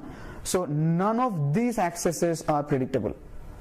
So that means out of these 27 accesses, only this 12, right? Yeah, only these 12 is predictable, nothing else. Does it make sense? Stop me if you are not following me at any point, okay? So in this case, then what is the coverage? Coverage is 4 out of 9, and the accuracy is 4 out of 9 again. Okay, yeah. Ideally, we should measure accuracy based on how much you prefetched. But okay, so yeah, so in this case, the coverage is 4 by 9. Is it clear? Right? Okay. So let's go to the fourth type of prefetcher. So that's the fourth next block. Okay. So fourth next block, again the same thing. A plus 1 is not covered. A plus 2 is also not covered. A plus 3 is also not covered because nobody can actually prefetch this for these guys.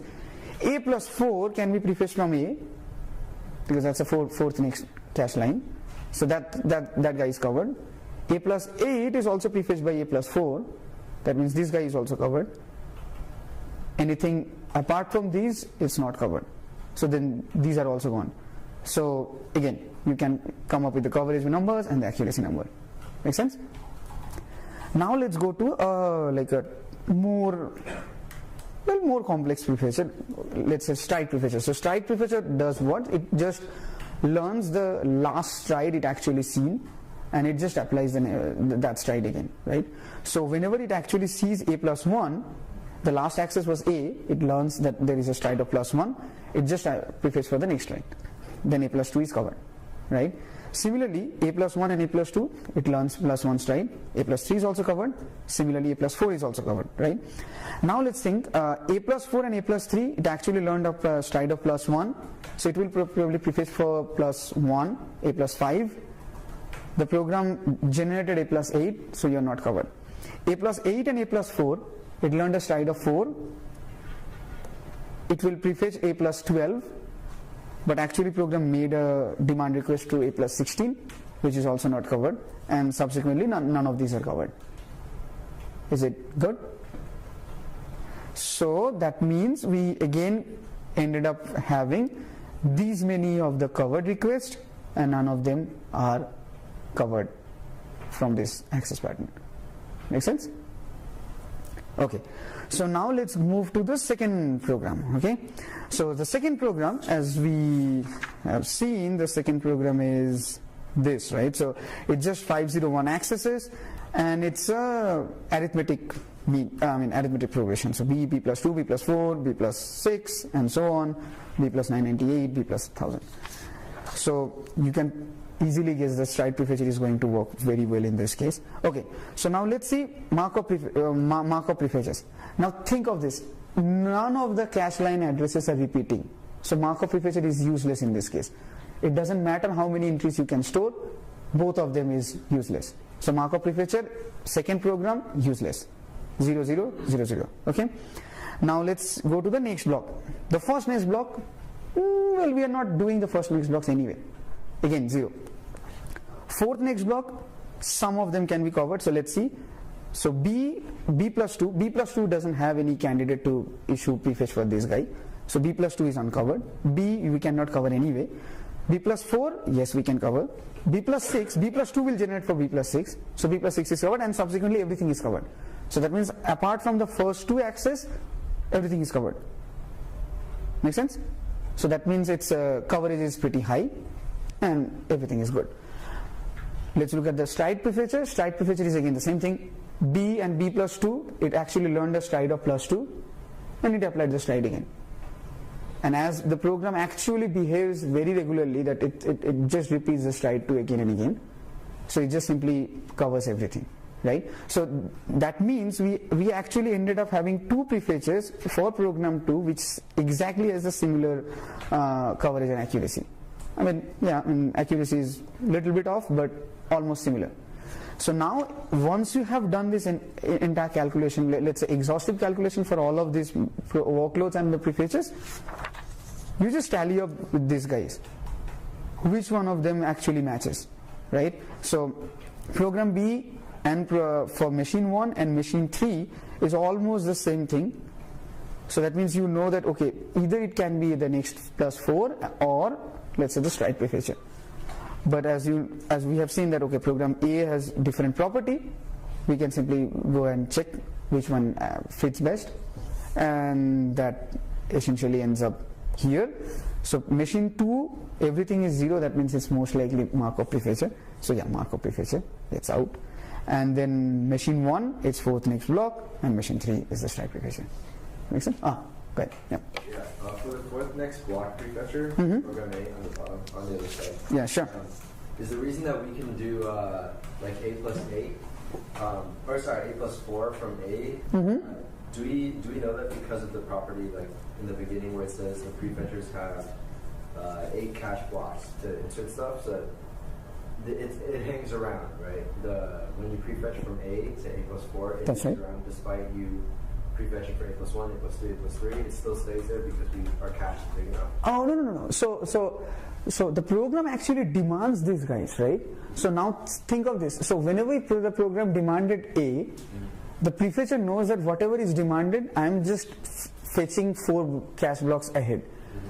I'm just fetching the 4th cache block ahead, not 4 cache blocks. So whenever program accesses A, it will actually inject a prefetch for A plus 4. Okay. Make sense? Yeah. So A plus 1 and A plus 2, it just comes and then uncovered. Now whenever the program actually touches A plus 4, it again generates a prefetch for A plus 8. So that's why A plus 8 is also covered, and nothing else is covered. Okay. Does that answer your question? I think so, yeah. Okay. Yeah, good. But how long does A plus 4 actually stay for in the, like, say, in the cache? Oh yeah, does it depend on... Well, okay, yeah. In the ideal scenario, yes, it actually depends on the cache. But as we have said here that, wait. Yeah, I mean the prefetches into a fully associative cache whose size is 8 cache block. I mean it's big enough to hold. 8 cache block means you can simply think of 8 cache blocks, like prefetch cache blocks you can hold, right? So by the time the demand actually comes, it should not, like the demand and this prefetch should not be 8 cache blocks ahead, which is not happening. So, yeah. Okay. This cache has both the actual accesses and the prefetched accesses. This one? This cache, these 8 cache blocks will have, so if we have A, it's A and A plus 4. And A plus 2. I won't say that. Yeah, because it just says that it prefetches into a fully associative cache. Maybe you can think of it as a different cache, like a stream buffer or something. Yeah, but the idea is like if you have made a prefetch, let's say, I mean, you have made a prefetch to cache block X, and you have generated, let's say, 8 prefetches after that, and then this X is getting demanded, then X is gone. Does it make sense? Yeah. So yeah, I mean you can think of this as a prefetch buffer, but yeah, probably if you just add it to a normal cache, this will get complex. But yeah, let's not think about that.